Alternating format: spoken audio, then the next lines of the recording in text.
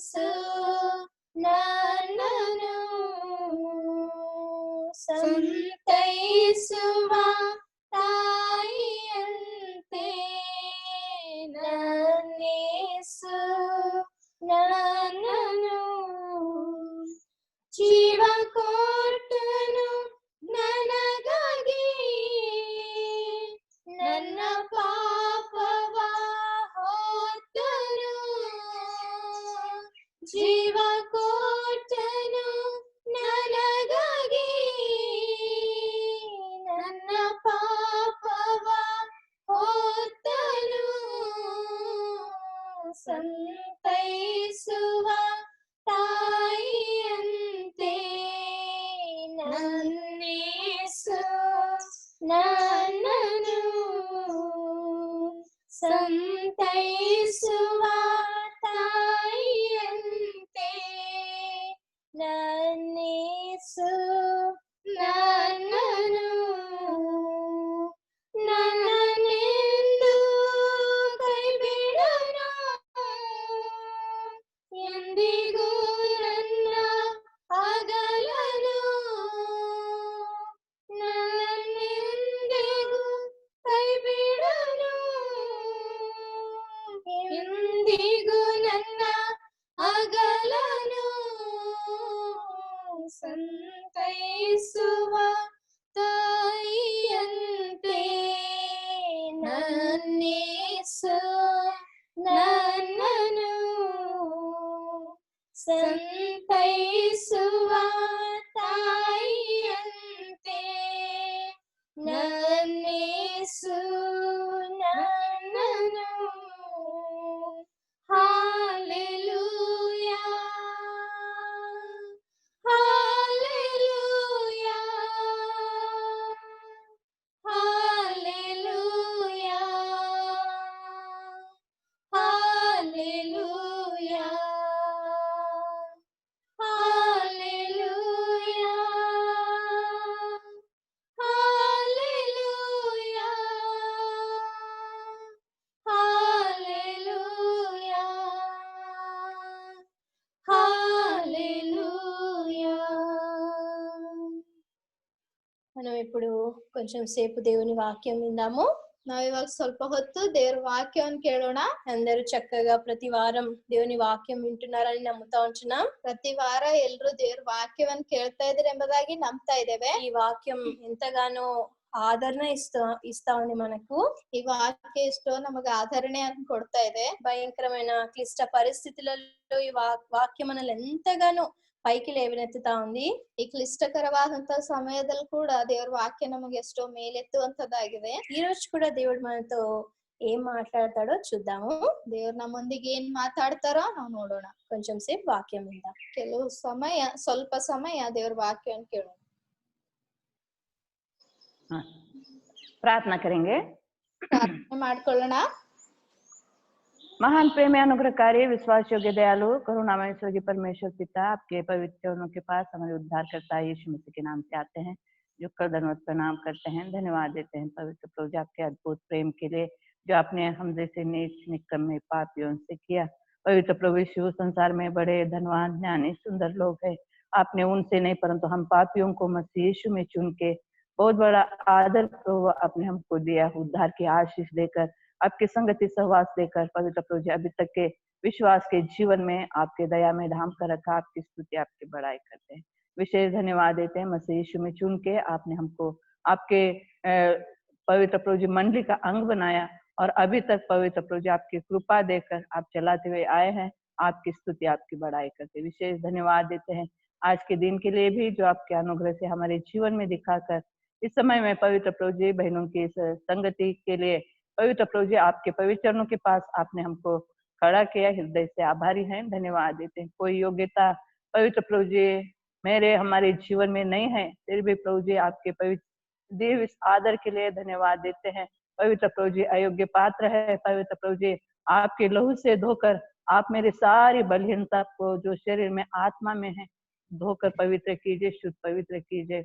भाषांतर करने के लिए रेबिका को भी प्रभु आप धोकर पवित्र करके आत्मा का अभिषेक दीजिए। आप ही हम दोनों बहनों को प्रभु आपकी अगुवाई में बनाए रखिए, हर एक अंधकार की विरोधी शक्तियों को आप दूर कीजिए, आत्मा की स्वतंत्रता प्रभु आप हमको दीजिए। प्यारे पिताजी प्रार्थना करते प्रभु जी आज के जो वचन हम पढ़ने जा रहे प्रभु जी, जो वचन ध्यान मनन करते हैं तो उसके द्वारा आपका नाम भी महिमा पाए और हम शिष्ट लोगों को भी प्रभु आप तैयार कीजिए, दया कीजिए। पवित्र प्रभु जी अभी तक सहायता किया, धन्यवाद देते हैं। निर्गमन 4:12 को प्रभु हमारे लिए पवित्र प्रभु जी आपका अनुग्रह चाहते हैं। लोग पवित्र प्रभु जी 12 वचन के अनुसार भी पवित्र प्रभु जी आप मुझको हमको प्रभु आप चलाए, दया कीजिए। पवित्र प्रभु जी मैं अपने आप को इस वचन को आपके हाथों में सौंपते हुए प्रार्थना धन्यवाद के साथ यीशु मसीह के नाम से मांगते हैं, आमीन।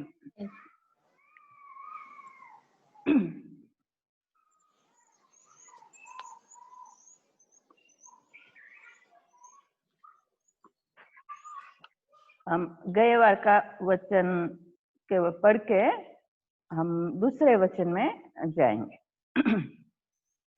ನಾವು ಕಳೆದಂತ ವಾರ ಕೇಳಿದಂತ ವಾಕ್ಯದಲ್ಲಿ ನೆಕ್ಸ್ಟ್ ವಚನವನ್ನು ನೋಡೋಣ। नहीं, आज का इस गए बार का ये वचन पढ़ के हम दूसरे भाग को जाएंगे। ಕಳೆದ ವಾರ ನೋಡಿದಂತ ವಾಕ್ಯವನ್ನು ಒಂದ್ಸರಿ ಓದ್ಕೊಂಡು ಆಮೇಲೆ ಬೇರೆ ಭಾಗಕ್ಕೆ ಹೋಗೋಣ। पढ़ेंगे मिल पढ़ो कन्नड़। ಏಷಾಯ 22ನೇ ಅಧ್ಯಾಯ 1ನೇ ವಚನವನ್ನು ಓದ್ತಾ ಇದ್ದೀನಿ। ಚೀಯೋನೇ ಎಚ್ಚರಗೊಳ್ಳು, ಎಚ್ಚರಗೊಳ್ಳು, ನಿನ್ನ ಪ್ರತಾಪವನ್ನು ಧರಿಸಿಕೋ. ಯೆರೂಸಲೇಮೇ ಪರಿಶುದ್ಧ ಪಟ್ಟಣವೇ, ನಿನ್ನ ಚಂದದ ಉಡುಪನ್ನು ಹಾಕಿಕೋ. ಇಂದಿನಿಂದ ಅಶುದ್ಧರು ಸುನ್ನತಿ ಇಲ್ಲದವರು ನಿನ್ನೊಳಗೆ ಪ್ರವೇಶ ಮಾಡರು। ये भाग हम 3 हफ्ते से ये भाग के ऊपर इस वचन के ऊपर हम मनन किए। 3 ವಾರಗಳಿಂದ ಈ ವಾಕ್ಯದ ಮೇಲೆ ನಾವು ಧ್ಯಾನ ಮಾಡ್ತಾ ಬಂದಿದ್ದೇವೆ। प्रभु का मतलब प्रभु के वचन में लिखा है, जब हम जागरूक रहते हैं, हमें बल रहता है, हम शोभायमान वस्त्र पहनते हैं, तो कोई भी अशुद्ध लोग और खतनाए लोग हमारे जीवन में प्रवेश करने नहीं पाएंगे। ಯಾವಾಗ ನಾವು ಎಚ್ಚರವಾಗಿರ್ತೇವೋ, ಯಾವಾಗ ನಮ್ ಬಲವನ್ನ ಧರಿಸ್ಕೊಳ್ತೇವೋ, ಯಾವಾಗ ನಮ್ ಶೋಭಾಯಮಾನವಾದಂತ ವಸ್ತ್ರಗಳನ್ನ ಧರಿಸ್ಕೊಳ್ತೇವೋ, ಆವಾಗ ಅಶುದ್ಧರು ಸುನ್ನತಿ ಇರ್ಲಾರ್ದೆ ಇರುವಂತವ್ರು ನಮ್ಮೊಳಗೆ ಪ್ರವೇಶ ಮಾಡೋದಿಲ್ಲ ಎಂಬುದಾಗಿ ನೋಡ್ತಾ ಇದ್ದೇವೆ। मतलब अशुद्ध सुन्नति मतलब ये संसार अशुद्ध है, संसार की बातें और ऐसे संसार की हर एक अशुद्धता से हम बच सकते हैं। ಅಶುದ್ಧತೆ ಅಪವಿತ್ರತೆ ಅಂದ್ರೆ ಈ ಲೋಕವು ಅಶುದ್ಧವಾದಂತದ್ದು, ಈ ಸಂಸಾರದಲ್ಲಿರುವಂತವುಗಳು ಅಪರಿಶುದ್ಧವಾದಂತವುಗಳು, ಇವು ನಮ್ಮೊಳಗೆ ಪ್ರವೇಶಿಸಲಾರವು ಎಂಬುದಾಗಿ। अगर इसमें से कौन से एक में भी अगर हम कम है तो हम क्या होते हैं, हम बहुत जल्दी अशुद्ध हो सकते हैं। ಯಾವಾಗ ಈ 3 ವಿಷಯಗಳಲ್ಲಿ ಒಂದಾದ್ರೂ ಕಡಿಮೆ ಇರೋದಾದ್ರೆ ನಾವು ಅತಿ ತ್ವರೆಯಾಗಿ ನಾವು ಅಶುದ್ಧರಾಗ್ತೇವೆ।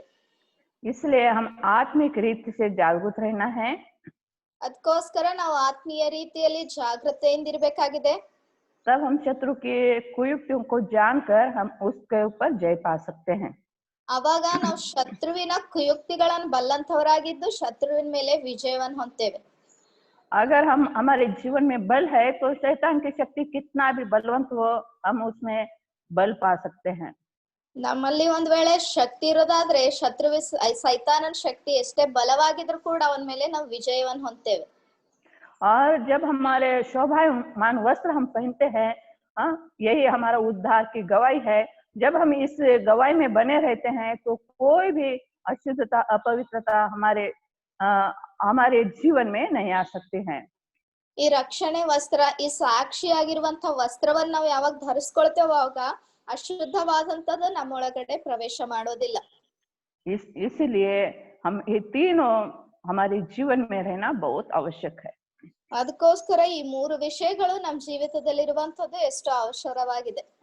और तभी हम क्या पवित्र जीवन बिताते हुए प्रभु के राज्य के लिए हम तैयार हो सकते हैं। ಆವಾಗ ಪರಿಶುದ್ಧವಾದಂತ ಜೀವಿತವನ್ನು ಜೀವಿಸ್ತಾ ದೇವ್ರ ರಾಜ್ಯಕ್ಕೋಸ್ಕರ ಎದುರು ನೋಡ್ತೇವೆ। आज के लिए हम दूसरा भाग पढ़ेंगे। ಇವತ್ತಿನ ದಿನಕ್ಕೋಸ್ಕರ ನಾವು ಬೇರೆ ಭಾಗವನ್ನು ಓದೋಣ। Proverbs 14 chapter verse 1. ಜ್ಞಾನೋಕ್ತಿ 14ನೇ ಅಧ್ಯಾಯ 1ನೇ ವಚನ। ಜ್ಞಾನೋಕ್ತಿ 14ನೇ ಅಧ್ಯಾಯ 1ನೇ ವಚನ। ಜ್ಞಾನವಂತೆಯು ತನ್ನ ಮನೆಯನ್ನು ಕಟ್ಟಿಕೊಳ್ಳುವಳು, ಜ್ಞಾನಹೀನಳು ಅದನ್ನು ಸ್ವಂತ ಕೈಯಿಂದ ಮುರಿದು ಬಿಡುವಳು। प्रभु का वचन बोलता है यहाँ पर, हर एक बुद्धिमान स्त्री अपने घर को बनाती है। ಇಲ್ಲಿ ದೇವ್ರ ವಾಕ್ಯ ಹೇಳುವಂತ ವಿಷಯ ಏನಂದ್ರೆ, ಜ್ಞಾನವಂತರಾಗಿರುವಂತ ಸ್ತ್ರೀಯರು ತಮ್ಮ ಮನೆಯನ್ನು ಕಟ್ಕೊಳ್ತಾರೆ ಎಂಬುದಾಗಿ। कैसे बनाती है? ಯಾವ ರೀತಿ ಕಟ್ಕೊಳ್ತಾರೆ? बुद्धि से बुद्धिमान स्त्री अपने घर को बनाती है ಜ್ಞಾನ ಉಳ್ಳಂತ ಸ್ತ್ರೀ ತನ್ನ ಮನೆಯನ್ನು ಕಟ್ಕೊಳ್ತಾಳೆ. और मूढ़ स्त्री अपने अपने हाथों को ढा देती है. ಆದ್ರ ಜ್ಞಾನಹೀನಳು ಬುದ್ಧಿ ಇರ್ಲಾರ್ದಂತ ಸ್ತ್ರೀ ಆದ್ರ ತನ್ನ ಸ್ವಂತ ಕೈಯಿಂದ ಅದನ್ನ ಮುರಿದ್ಕೊಳ್ತಾಳ. तो प्रभु हम भौतिक रूप से देखते हैं घर कौन बनाता, मतलब जो पुरुष लोग है, जो मिस्त्री लोग है, वो लोग घर बनाते हैं. ಮನೆ ಯಾರ್ ಕಟ್ತಾರಂದ್ರೆ ಯಾರ್ ಮನೆ ಕಟ್ಟುವಂತ ಕೆಲ್ಸ ಮಾಡ್ತಾರೋ ಅವ್ರ ಮನೆ ಕಟ್ಟುವಂತದನ್ನ ನಾವು ನೋಡ್ತೇವೆ. परंतु प्रभु के वचन में लिखा है बुद्धिमान स्त्री अपने घर को बनाती है. ಅದ್ರ ದೇವ್ರ ವಾಕ್ಯದಲ್ಲಿ ಏನ್ ಬರೆಯಲ್ಪಟ್ಟಿದೆ ಅಂದ್ರೆ ಜ್ಞಾನವಂತೆ ತನ್ನ ಮನೆ ಕಟ್ಕೊಳ್ತಾಳೆ ಎಂಬುದಾಗಿ. मतलब प्रभु अब ये घर बोलने से ये 4 दीवार का घर, उसको घर यहाँ पर उस घर के बारे में नहीं बोल रहा है.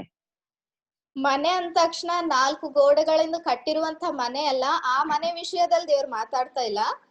परंतु यहाँ पर घर मतलब अपना परिवार, अपना सभा के बारे में, मंडली के बारे में यहाँ पर बोल रहा है. ಇಲ್ಲಿ ಮನೆ ಅಂದ ತಕ್ಷಣ ತನ್ನ ಕುಟುಂಬದ ವಿಷಯದಲ್ಲಿ ತನ್ನ ಸಭೆ ಆ ವಿಷಯದಲ್ಲಿ ಬರೆಯಲ್ಪಡ್ತಾ ಇದೆ. इसलिए प्रभु का वचन बोलता है कि बुद्धिमान स्त्री घर को बनाती है. ಅದಕ್ಕೋಸ್ಕರ ದೇವ್ರ ವಾಕ್ಯ ಹೇಳುವಂತ ವಿಷಯ ಏನಂದ್ರೆ ಜ್ಞಾನವಂತೆ ಮನೆ ಕಟ್ಕೊಳ್ತಾಳೆ ಎಂಬುದಾಗಿ. तो आपको मुझे क्या होना है, ये घर बनाना है, हमारा परिवार रूपी घर, हमारे सभा में मंडली भी बनाना है. तो उसको हम क्या है, बुद्धि हमको होना बहुत जरूरी है. ಕುಟುಂಬವನ್ನಾಗ್ಲಿ ಅಥವಾ ಸಭೆಯನ್ನಾಗ್ಲಿ ಒಂದ್ ವೇಳೆ ನಾವು ಕಟ್ಟುವಂತವ್ರಾಗಿರ್ಬೇಕಾದ್ರೆ ಜ್ಞಾನ ಅನ್ನುವಂಥದ್ದು ಅವಶ್ಯಕವಾದಂತದ್ದಾಗಿದೆ. प्रभु का वचन बोलता है Proverbs 24:3 ದೇವ್ರ ವಾಕ್ಯ ಏನ್ ಹೇಳ್ತಾ ಇದೆ ಅಂದ್ರೆ ಜ್ಞಾನೋಕ್ತಿ 24ನೇ ಅಧ್ಯಾಯ 3ನೇ ವಚನ, ಮನೆಯನ್ನು ಕಟ್ಟುವುದಕ್ಕೆ ಜ್ಞಾನವೇ ಸಾಧನ, ಅದನ್ನು ಸ್ಥಿರಪಡಿಸುವುದಕ್ಕೆ ವಿವೇಕವೇ ಆಧಾರ. क्या है, घर बनाना है तो उसको बुद्धि ज्ञान की जरूरत है. ಮನೆ ಕಟ್ಟಬೇಕಾದ್ರೆ ಜ್ಞಾನ ಬುದ್ಧಿ ಅವಸರತೆ ಇದೆ ಎಂಬುದಾಗಿ. कोई भी अभी जो हम भौतिक रूप से घर बनाते हैं अपने दिमाग से नहीं बनाते, परंतु इंजीनियर का प्लान लेके उसके अनुसार, उनके ज्ञान के अनुसार वो कैसा वो आइडिया देता है, वैसा आज के दिनों में घर बनता है. ಇವತ್ತಿನ ದಿನಗಳಲ್ಲಿ ಮನೆ ಕಟ್ಟುವಂತವ್ರು ತಮ್ಮ ಸ್ವಂತ ಜ್ಞಾನದಿಂದ ಕಟ್ಟಲ್ಲ, ಆದ್ರ ಇಂಜಿನಿಯರ್ ಗಳಿಗೆ ಕರೆದು ಅವ್ರು ಕೊಡುವಂತ ಪ್ಲಾನ್ ಗಳ ಮೂಲಕ ಅವ್ರು ಹೇಳುವಂತ ಮಾತುಗಳನ್ನ ಕೇಳಿ ಅವ್ರ ಮಾತಿಗೆ ಅನುಸಾರವಾಗಿ ಕಟ್ಟಿಸ್ತಾರೆ. परंतु प्रभु का वचन बोलता है कि घर ज्ञान के द्वारा बनता है. ಅದ್ರ ದೇವ್ರ ವಾಕ್ಯ ಹೇಳ್ತಾ ಇದೆ ಏನಂದ್ರೆ ಮನೆ ಜ್ಞಾನದಿಂದ ಕಟ್ಟಲ್ಪಡ್ತದೆ ಎಂಬುದಾಗಿ. और समझ के द्वारा स्थिर रहता है. ಮತ್ತು ವಿವೇಕದಿಂದ ಕಟ್ಟಲ್ಪಡ್ತದೆ ಎಂಬುದಾಗಿ. इसलिए प्रभु ने बहुत बड़ा सौभाग्य जो स्त्रियों को दिया है अपने परिवार को बनाना. ದೇವ್ರ ಅದಕ್ಕೋಸ್ಕರನೇ ಸ್ತ್ರೀಯರಿಗೆ ಕೊಟ್ಟಂತ ಅತಿ ದೊಡ್ಡ ಭಾಗ್ಯ ಏನಂದ್ರೆ ತನ್ನ ಕುಟುಂಬವನ್ನು ಕಟ್ಕೊಳ್ಳುವಂಥದ್ದು. प्रभु के वचन में लिखा है Proverbs 9:10 पढ़िए. ಅದಕ್ಕೋಸ್ಕರ ದೇವ್ರ ವಾಕ್ಯದಲ್ಲಿ ಏನ್ ಹೇಳ್ತಾ ಇದಂದ್ರೆ ಜ್ಞಾನೋಕ್ತಿ 9ನೇ ಅಧ್ಯಾಯದಲ್ಲಿ 10ನೇ ವಚನ, ಯೆಹೋವನ ಭಯವೇ ಜ್ಞಾನಕ್ಕೆ ಮೂಲವು, ಪರಿಶುದ್ಧನ ತಿಳುವಳಿಕೆಯೇ ವಿವೇಕವು ಅಂತ. इसलिए प्रभु का वचन बोलता है परमेश्वर का भय बुद्धि का आरंभ है. ದೇವ್ರ ವಾಕ್ಯ ಏನ್ ಹೇಳ್ತಾ ಇದೆ ಅಂದ್ರೆ ಯೆಹೋವನ ಭಯವೇ ಜ್ಞಾನಕ್ಕೆ ಮೂಲವು ಅಂತ. मतलब जब हमारे जीवन में प्रभु का भय रहता है तभी हम अपने परिवार रूपी घर को बना सकते हैं. ಯಾವಾಗ ನಮ್ ಜೀವಿತದಲ್ಲಿ ದೇವ್ರ ಭಯ ಇರ್ತದೋ ಆವಾಗ ನಾವು ಕುಟುಂಬವನ್ನು ಕಟ್ಕೊಳ್ಳಿಕ್ಕೆ ಸಾಧ್ಯ. हाँ, प्रभु का भय, हमेशा प्रभु का भय हमारे जीवन में रहना है. ದೇವ್ರ ಭಯ ಯಾವಾಗ್ಲೂ ನಮ್ ಜೀವಿತದಲ್ಲಿ ಇರ್ಬೇಕು.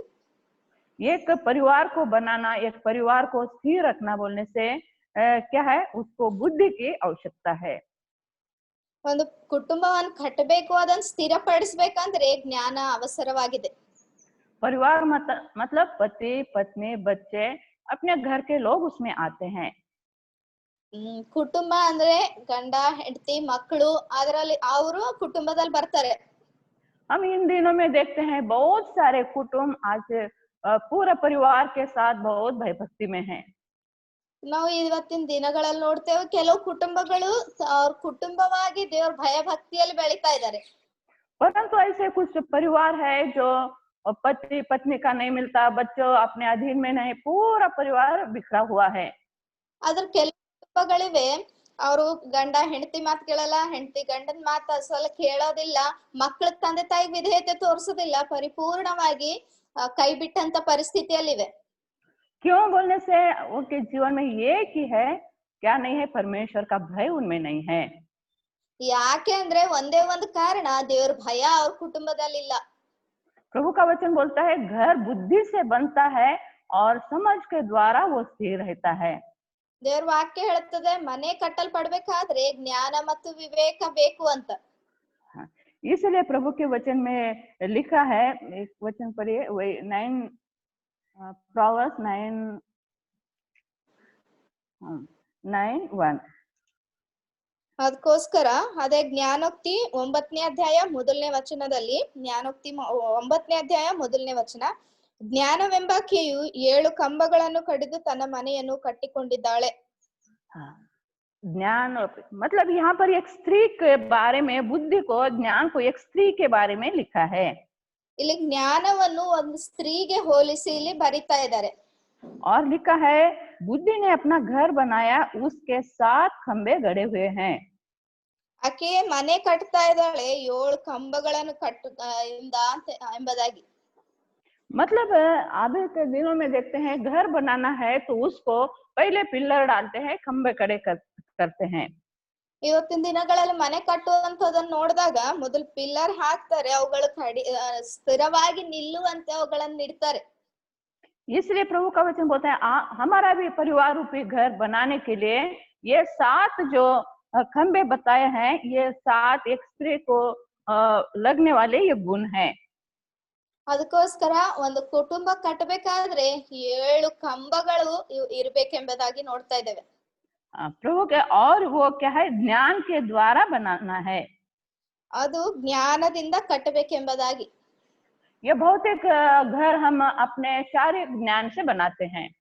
ಈ ಭೌತಿಕವಾದಂತ ಮನೆ ಆದ್ರೂ ಶಾರೀರಿಕವಾದಂತ ಜ್ಞಾನದಿಂದ ಕಟ್ತೇವೆ. परंतु जो आत्मिक परिवार रूपी घर है, हमारा आत्मिक सभ्य है, उसके लिए जो ऊपर का ज्ञान, परमेश्वर का ज्ञान है, वो हमें रहना बहुत जरूरी है.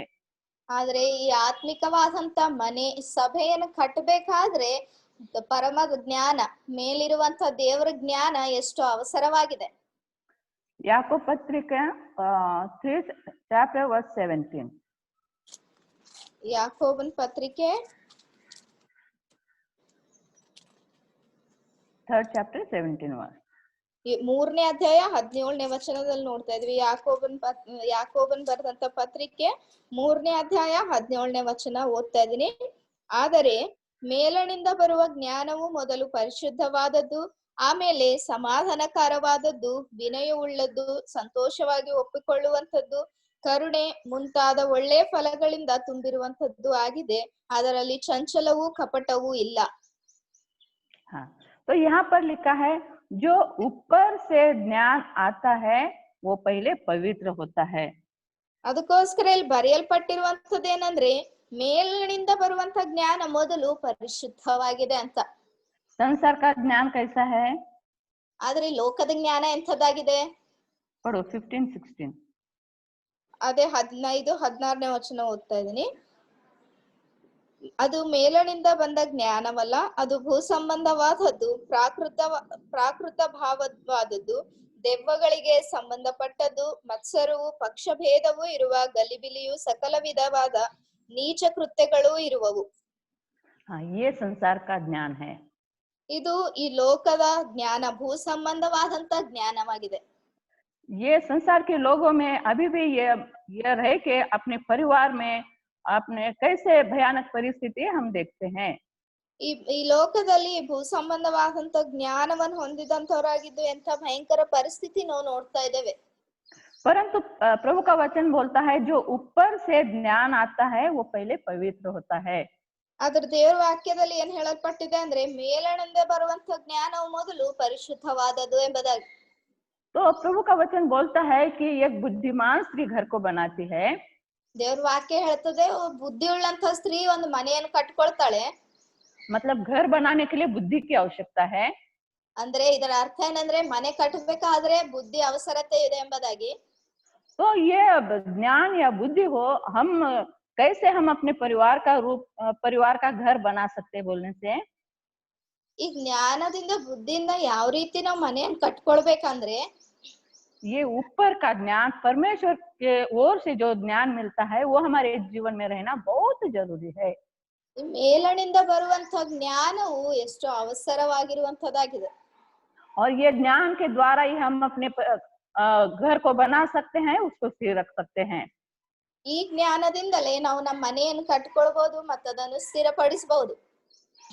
इसलिए पहले लिखा है कि ये ज्ञान जो ऊपर से आता है पहले पवित्रता है. ಅದಕ್ಕೋಸ್ಕರ ಬರೆಯಲ್ಪಟ್ಟಿದೆ ಏನಂದ್ರೆ ಮೇಲಣಿಂದ ಬರುವಂತ ಜ್ಞಾನ ಮೊದಲು ಪರಿಶುದ್ಧವಾದದ್ದು ಎಂಬುದಾಗಿ.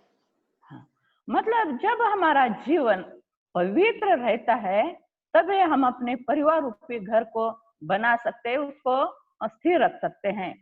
ಯಾವಾಗ ನಮ್ ಜೀವಿತದಲ್ಲಿ ಪರಿಶುದ್ಧತೆ ಅನ್ನುವಂಥದ್ದು ಇರ್ತದೋ ಆವಾಗ ನಮ್ಮ ಮನೆಯನ್ನು ಕಟ್ಟಬಹುದು, ಸ್ಥಿರಪಡಿಸಬಹುದು. परिशुद्धता कब आती है? जब हम अपने प्रभु यीशु मसीह के लहू के द्वारा हम शुद्ध होते हैं, जब हम उद्धार पाते हैं तभी हमारे जीवन में वो पवित्रता आती है. ಯಾವಾಗ ಪರಿಶುದ್ಧರಾಗ್ತೇವಂದ್ರೆ ಯೇಸು ಕ್ರಿಸ್ತನವ್ರ ರಕ್ತದ ಮೂಲಕ ನಮ್ಮ ಪಾಪಗಳನ್ನು ತೊಳೆದುಕೊಂಡು ಶುದ್ಧರಾಗಿ ಯಾವಾಗ ರಕ್ಷಣೆ ಹೊಂದುತ್ತೇವೋ ಅವಾಗೇ ನಾವು ಪರಿಶುದ್ಧರಾಗ್ತೇವೆ. और जब पवित्रता हमारे जीवन में आती है तो वो परिवार में बहुत ही शांति समाधान रहता है. ಯಾವಾಗ ಪವಿತ್ರತೆ ಪರಿಶುದ್ಧತೆ ಬರ್ತದೋ ನಮ್ಮ ಒಳಗಡೆ ಅವಾಗ ಆ ಕುಟುಂಬ ತುಂಬಾ ಸಮಾಧಾನಕರವಾಗಿರುತ್ತದೆ. पवित्रता के विरोध में क्या है? ಪರಿಶುದ್ಧತೆಗೆ ವಿರುದ್ಧವಾದಂತದ್ದು ಯಾವುದು? अपवित्रता या अशुद्धता बोल सकते हैं. ಅಶುದ್ಧತೆ ಅಥವಾ ಅಪವಿತ್ರತೆ ಅಂತ ಹೇಳ್ಬೋದು.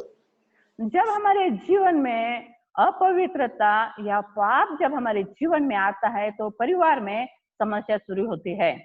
ಯಾವಾಗ ನಮ್ ಜೀವಿತದಲ್ಲಿ ಅಪರಿಶುದ್ಧತೆ ಪಾಪ ಎನ್ನುವಂಥದ್ದು ಪ್ರವೇಶ ಮಾಡ್ತದೋ ಆವಾಗ ಕುಟುಂಬದಲ್ಲಿ ಸಮಾಧಾನ ಇರೋದಿಲ್ಲ.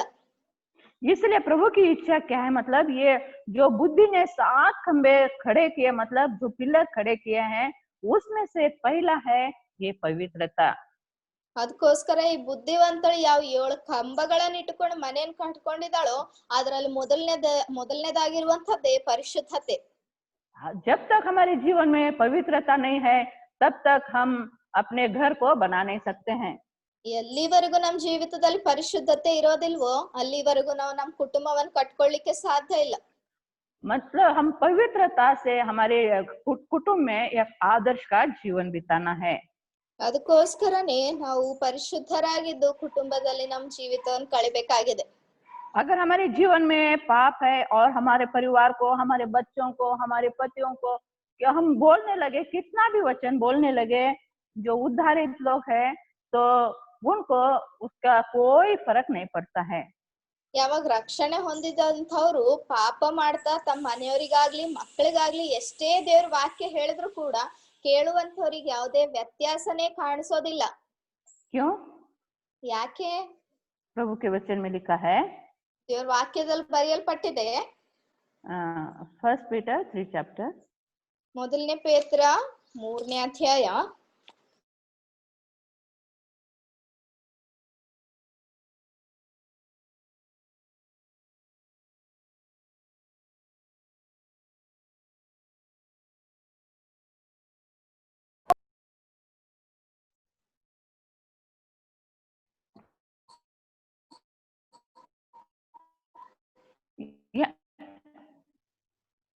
यहाँ पर प्रभु के वचन 3ನೇ ಅಧ್ಯಾಯದಲ್ಲಿ पहला 1-2 वचन पढ़ेंगे. ಮೊದಲನೇ 2 ವಚನಗಳನ್ನು ಓದ್ತೇವೆ.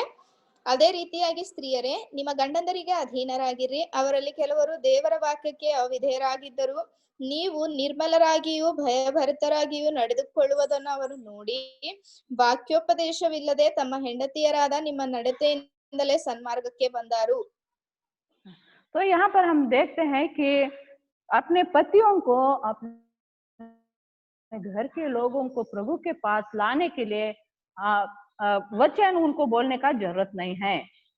ಇಲ್ಲಿ ಒಂದು ವೇಳೆ ಯಜಮಾನ್ರಿಗಾಗ್ಲಿ ಅಥವಾ ಮಕ್ಕಳಿಗಾಗ್ಲಿ ದೇವ್ರ ಹತ್ರ ತರ್ಬೇಕಾದ್ರೆ ವಾಕ್ಯನೇ ಹೇಳ್ಬೇಕಂತ ಇಲ್ಲ. तो हमारा पवित्र जीवन ही उनके लिए बहुत है. ನಿರ್ಮಲರಾಗಿ ಜೀವಿಸುವಂತದ್ದೇ ಅವ್ರಿಗೋಸ್ಕರ ಎಷ್ಟೋ ಹೆಚ್ಚಾಗಿದೆ. क्योंकि उद्धार पाए हुए हम हैं, हमारे ರಕ್ಷಣೆ ಹೊಂದಿರುವಂತಹ ನಮ್ಮ ಜೀವಿತವನ್ನು ನಮ್ಮ ಕುಟುಂಬವು ನಮ್ಮನ್ನು ನೋಡ್ತಾ ಇರ್ತದೆ. इसलिए हम प्रभु के वचन में लिखा है कि हमारे पवित्र चाल चलन को देखकर हमारे पति लोग प्रभु के पास आ सकते हैं. ಅದಕ್ಕೋಸ್ಕರ ವಾಕ್ಯದಲ್ಲಿ ಬರೆಯಲ್ಪಟ್ಟಿರುವಂತದ್ದೇನಂದ್ರೆ ನಿರ್ಮಲರಾಗಿ ಭಯಭಕ್ತರಾಗಿ ನಡೆದುಕೊಳ್ಳುವಂತದನ್ನ ನೋಡೆ ನಮ್ಮ ಯಜಮಾನರು ನಮ್ಮ ಮಕ್ಕಳು ರಕ್ಷಣೆ ಹೊಂದುತ್ತಾರೆ ಎಂಬುದಾಗಿ. इसलिए एक परिवार को बनाना, एक कुटुंब को बनाना, एक स्त्री को कैसा साध्य, मतलब एक पवित्र जीवन से. ಕುಟುಂಬವನ್ನು ಕಟ್ಕೊಳ್ಬೇಕಂದ್ರೆ ಸ್ತ್ರೀಗೆ ಯಾವ ರೀತಿ ಸಾಧ್ಯ ಅಂದ್ರೆ ಪರಿಶುದ್ಧರಾಗಿ ಜೀವಿಸೋದ್ರಿಂದಲೇ. और इसलिए ज्ञान की जरूरत है. ಅದಕ್ಕೋಸ್ಕರ ಈ ಜ್ಞಾನ ಎಷ್ಟು ಅವಸರವಾಗಿದೆ. और वो ज्ञान भौतिक रूप से नहीं है, परंतु वो परमेश्वर देता है. ಅದು ಭೌತಿಕವಾದಂತ ಭೂ ಸಂಬಂಧವಾದಂತ ಜ್ಞಾನ ಅಲ್ಲ, ಆದ್ರೆ ದೇವ್ರು ಕೊಡುವಂತ ಜ್ಞಾನ. और वो ज्ञान कौन सा है? पवित्र है. ಅದ್ರ ಜ್ಞಾನ ಎಂತದಾಗಿದೆ ಅಂದ್ರೆ ಪರಿಶುದ್ಧವಾದದ್ದು. जब हम पवित्र रीति से जीवन जीते हैं, जीवन में चलते हैं, तभी हम अपने परिवार को बनाने के लिए साध्य है. ಯಾವಾಗ ನಾವು ಪರಿಶುದ್ಧರಾಗಿ ಜೀವಿಸ್ತೇವೋ ಆವಾಗ ಮಾತ್ರ ನಾವು ಕುಟುಂಬ ಕಟ್ಕೊಳ್ಳಿಕ್ಕೆ ಸಾಧ್ಯವಾಗಿದೆ. पढ़िए याकूब पत्री का 3 अध्याय 17 वचन. दूसरा ಯಾಕೋಬ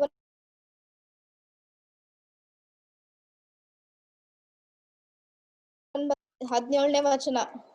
ಯಾಕೋಬನ್ ಬರೆದಂತ ಪತ್ರಿಕೆ 2ನೇ ಅಧ್ಯಾಯ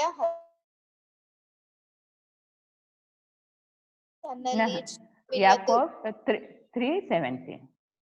ದಯಮಾಡಿ ಕ್ಷಮಿಸ್ರಿ. ಯಾಕೋಬನ್ ಬರೆದಂತ ಪತ್ರಿಕೆ 3ನೇ ಅಧ್ಯಾಯ 17ನೇ ವಚನ.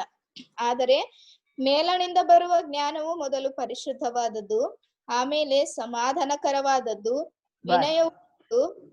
बस तो यहाँ पर दूसरा है समाधानकार.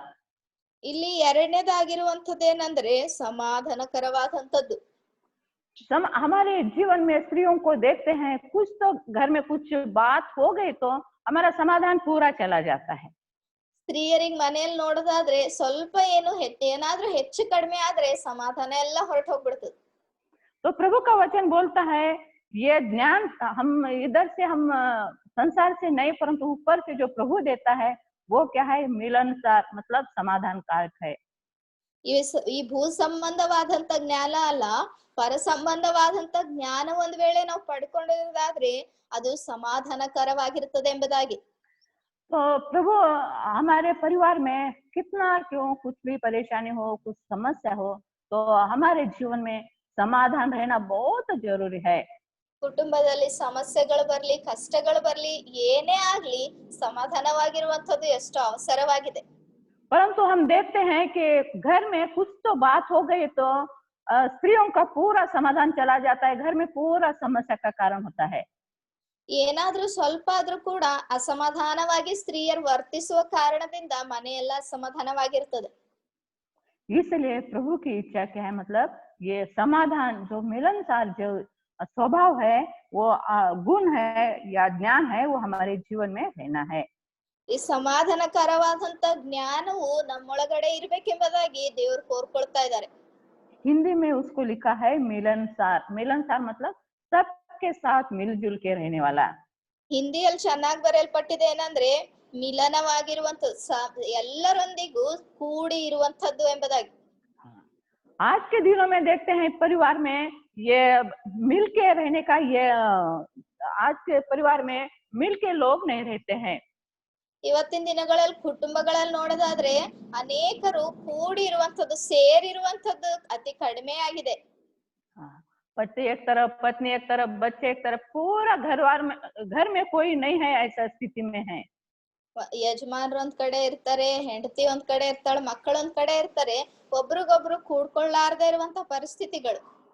इसलिए क्या है, ये दूसरा जो मिलनसार है, जो समाधान कारक है, वो ज्ञान आपके मेरे जीवन में रहना, तभी हम अपने परिवार को बना सकते हैं, उसको स्थिर रख सकते हैं। ಅದಕ್ಕೋಸ್ಕರ ಇಲ್ಲಿ ದೇವರ ವಾಕ್ಯ ಏನ್ ಹೇಳ್ತದೆ ಅಂದ್ರೆ ಈ ಪರ ಸಂಬಂಧವಾದಂತ ಮೇಲಿಂದ ಬರುವಂತ ಜ್ಞಾನವು ಸಮಾಧಾನಕರವಾಗಿರುವಂತದ್ದು. ಈ ಸಮಾಧಾನಕರವಾದಂತ ಜ್ಞಾನ ಇರೋದಾದ್ರೆ ಕುಟುಂಬವನ್ನು ಕಟ್ಕೊಳ್ಳಿಕ್ಕೆ ಸಾಧ್ಯವಾಗ್ತದೆ. और तीसरा ಮತ್ತೆ ಮೂರನೇದಾಗಿ ಇದೇ ಯಾಕೋಬನ ಪತ್ರಿಕೆ 3ನೇ ಅಧ್ಯಾಯ 17ನೇ ವಚನದಲ್ಲಿ ವಿನಯ ಉಳ್ಳದ್ದು ಎಂಬುದಾಗಿದೆ. हाँ, मतलब कोमल, हिंदी में लिखा है कोमल बोल के लिखा है। ಈ ಹಿಂದಿಯಲ್ಲಿ ಕೋಮಲತೆ ಎಂಬುದಾಗಿ. कोमल मतलब किसको कोमल बोलते हैं, मतलब जो फूल रहता ना उसको उपमा देते हैं, वो कोमल फूल है बोल के बोलते हैं। ಕೋಮಲ ಅಂತ ಯಾರಿಗ್ ಹೇಳ್ತಾರಂದ್ರೆ ಒಂದ್ ಹೂವ್ ಇರ್ತದಲ್ರಿ, ಅದು ಸಾಫ್ಟ್ ಮೆತ್ತಗಿರ್ತದಲ್ಲ, ಅದಕ್ ಕೋಮಲ ಎಂಬುದಾಗಿ ಹೇಳ್ತಾರ. उसको कोई भी ऐसा जाके उस फूल को लेके ऐसा हाथ से रगड़ता नहीं है। ಯಾರು ಕೂಡ ಆ ಹೂವು ತೆಗೆದುಕೊಂಡು ತೆಕ್ಕೊಂಡ್ ಬಂದು ಕೈಯಿಂದ ಅದನ್ನ ರಗಡ್ಸೋದಿಲ್ಲ. क्यों? वो बहुत कोमल है, उसको फूल को देखते बराबर अंदर क्या बहुत बहुत अच्छा लगता है। ಆ ಹೂವು ಎಷ್ಟೋ ಕೋಮಲವಾಗಿ ಮೆತ್ತಗಿರೋದ್ರಿಂದ ಅದನ್ನ ಸುಮ್ನೆ ಆ ರೀತಿ ಹಿಡ್ಕೊಂಡ್ ನೋಡ್ತಾ ಇರ್ತಾರೆ. इसलिए आपका और मेरा जीवन कोमल स्वभाव का रहना, ಅದಕ್ಕೋಸ್ಕರ ನನ್ನ ಮತ್ತೆ ನಿಮ್ ಜೀವಿತಗಳು ಕೂಡ ಅಂತ ಕೋಮಲತೆಯಿಂದ ವಿನಯ ಉಳ್ಳಂತದ್ದಾಗಿರ್ಬೇಕು. मतलब अगर क्रोध क्रोध से और कुछ भी बात है, क्रोध से आप बोल रहे हैं, हर एक बात में क्रोध ये कर रहे हैं, तो अपने परिवार में समस्या बढ़ती जाती है। ಆ ರೀತಿ ಯಾವಾಗ ನೋಡಿದ್ರು ಕ್ರೋಧ ಉಳ್ಳಂತವರಾಗಿ ಏನ್ ಹೇಳಿದ್ರು ಕೂಡ ಕ್ರೋಧ ಉಳ್ಳಂತವರಾಗಿನೇ ಹೇಳಿದ್ರೆ ಕುಟುಂಬದಲ್ಲಿ ಸಮಸ್ಯೆಗಳು ಬರ್ತವೆ. परंतु आप करके देखिए, आप कोमल स्वभाव से बहुत समाधान रीति से जब आप अपने परिवार में जीवन जीने लगेंगे, तो अपना परिवार बहुत अच्छी तरह से हो जाएगा। ಆದ್ರ ಒಂದ್ಸರಿ ಪ್ರಯತ್ನ ಮಾಡಿ ನೋಡ್ರಿ, ಏನಂದ್ರೆ ಕೋಮಲತೆಯಿಂದ ಸಾಫ್ಟ್ ವಿನಯ ಉಳ್ಳಂತವರಾಗಿದ್ದು ನಿಮ್ ಕುಟುಂಬವನ್ನ ನಡ್ಸ್ಕೊಂಡ್ ಹೋಗ್ರಿ, ಅವಾಗ ಸಮಾಧಾನ ಎನ್ನುವಂಥದ್ದು ಇರ್ತದೆ. और चौथा गुण है मृदु भाव। ಇಲ್ಲಿ 4ನೇದಾಗಿ ಏನ್ ಹೇಳ್ತಾ ಇದೆ ಅಂದ್ರೆ ಮೃದುವಾಗಿ ಇರುವಂತದ್ದೆಂಬುದಾಗಿ ಹಿಂದಿಯಲ್ಲಿ ಬರೆಯಲ್ಪಟ್ಟಿದೆ. कन्नड़ में अच्छा है पढ़ो। ಕನ್ನಡದಲ್ಲಿ 4ನೇದಾಗಿ ಸಂತೋಷವಾಗಿ ಒಪ್ಪಿಕೊಳ್ಳುವಂತದ್ದು ಅಂತ ಹೇಳಿ. ये जो कबूल करने का ये गुण तो स्त्रियों में रहता ही नहीं है। ಈ ಒಪ್ಪಿಕೊಳ್ಳುವಂತ ಸ್ವಭಾವ ಸ್ತ್ರೀಯರಲ್ಲಿ ಅಸಲ್ ಇರೋದೇ ಇಲ್ಲ. कुछ भी कुछ हुआ तो कबूल करे तो वो समस्या पूरी रीति से हल हो जाती है। ಒಂದ್ ವೇಳೆ ಒಪ್ಪಿಕೊಳ್ಳೋದಾದ್ರೆ ಸಮಸ್ಯೆ ಸಾಧಾರಣವಾಗಿ ಬಿಡುಗಡೆ ಹೊಂದ್ತದೆ. परंतु हम क्या है, वो कबूल नहीं करते हैं, गलती होता है, परंतु कबूल करे तो वो क्या है, उधर ही वो समस्या मिट जाती है। ತಪ್ಪಾಗ್ತದೆ ಆದ್ರೂ ಒಪ್ಕೊಳ್ಳೋದಿಲ್ಲ. ಒಂದ್ ವೇಳೆ ಒಪ್ಕೊಳ್ಳೋದಾದ್ರೆ ಆ ಸಮಸ್ಯೆ ಅಲ್ಲಿಗೆ ನಿಂತು ಹೋಗ್ತದೆ. परंतु इन दिनों में वो कबूल करने का स्वभाव नहीं है, इसलिए आज के दिन में देखते हैं बहुत बड़े बड़े समस्या परिवार में आ रही है। ಒಪ್ಪಿಕೊಳ್ಳುವಂತ ಮನಸ್ಸು ಇರ್ಲಾರ್ದೆ ಇರೋದ್ರಿಂದನೇ ಕುಟುಂಬದಲ್ಲಿ ಇವತ್ತಿನ ದಿನಗಳಲ್ಲಿ ಅನೇಕ ದೊಡ್ಡ ದೊಡ್ಡ ಸಮಸ್ಯೆಗಳು ಕಾಣಿಸ್ಕೊಳ್ತಾ ಇವೆ. इसलिए ये अपने आप से ये स्वभाव नहीं आता है, वो प्रभु हमको देता है। ಇದು ತಾನಾಗಿ ಈ ಸ್ವಭಾವ ಬರುವಂತದ್ದಲ್ಲ, ಆದ್ರೆ ದೇವರೇ ಆ ಸ್ವಭಾವವನ್ನು ನಮಗ್ ಕೊಡ್ತಾರೆ. इसलिए प्रभु आप और मैं प्रभु के सामने भी हम अपने पापों को कबूल करना, और जो गलती हमारे परिवार के सामने हुई उसको भी कबूल करना, तो हम अपने परिवार को बना सकते हैं। ಯಾವಾಗ ನಾವು ಒಂದ್ ವೇಳೆ ತಪ್ಪು ಮಾಡೋದಾದ್ರೆ ದೇವ್ರ ಮುಂದಗಡೆ ಒಪ್ಕೊಳ್ಳುವಂತವ್ರಾಗಿರ್ಬೇಕು. ನಮ್ ಕುಟುಂಬದಲ್ಲಿ ನಾವು ಒಂದ್ ವೇಳೆ ತಪ್ಪು ಮಾಡಿದ್ರೆ ಕುಟುಂಬದಲ್ಲಿ ಕೂಡ ಸಂತೋಷವಾಗಿ ಒಪ್ಕೊಳ್ಳುವಂತವ್ರಾಗಿದ್ರೆ ಅವಾಗ ನಾವು ಮನೆಯನ್ನ ಕಟ್ಕೊಳ್ಬಹುದು. और ये जो कबूल करना मतलब अपने आप को नम्र बनाना। ಈ ಒಪ್ಪಿಕೊಳ್ಳುವಂತದಂದ್ರೆ ಇನ್ನೊಂದ್ ಮಾತಿನಲ್ಲಿ ನಮ್ಮಷ್ಟಕ್ ನಾವು ನಮ್ರರಾಗಿ ಮಾಡ್ಕೊಳ್ಳುವುದು. परंतु हम नम्र नहीं होते हैं। ಆದ್ರೆ ನಾವು ನಮ್ರರಾಗೋದಿಲ್ಲ. मैं क्यों नम्र होना, उनकी गलती वो नम्र होना। ನಾಯಕ್ ತಗ್ಗಿಸ್ಕೊಳ್ಬೇಕು, ನಮ್ರತೆಯಿಂದ ಇರ್ಬೇಕು. ಅವ್ರ ಗಲ್ತಿ ಅವ್ರ ತಪ್ಪಿದೆ, ಅವ್ರ ತಗ್ಗಿಸ್ಕೊಳ್ಬೇಕು.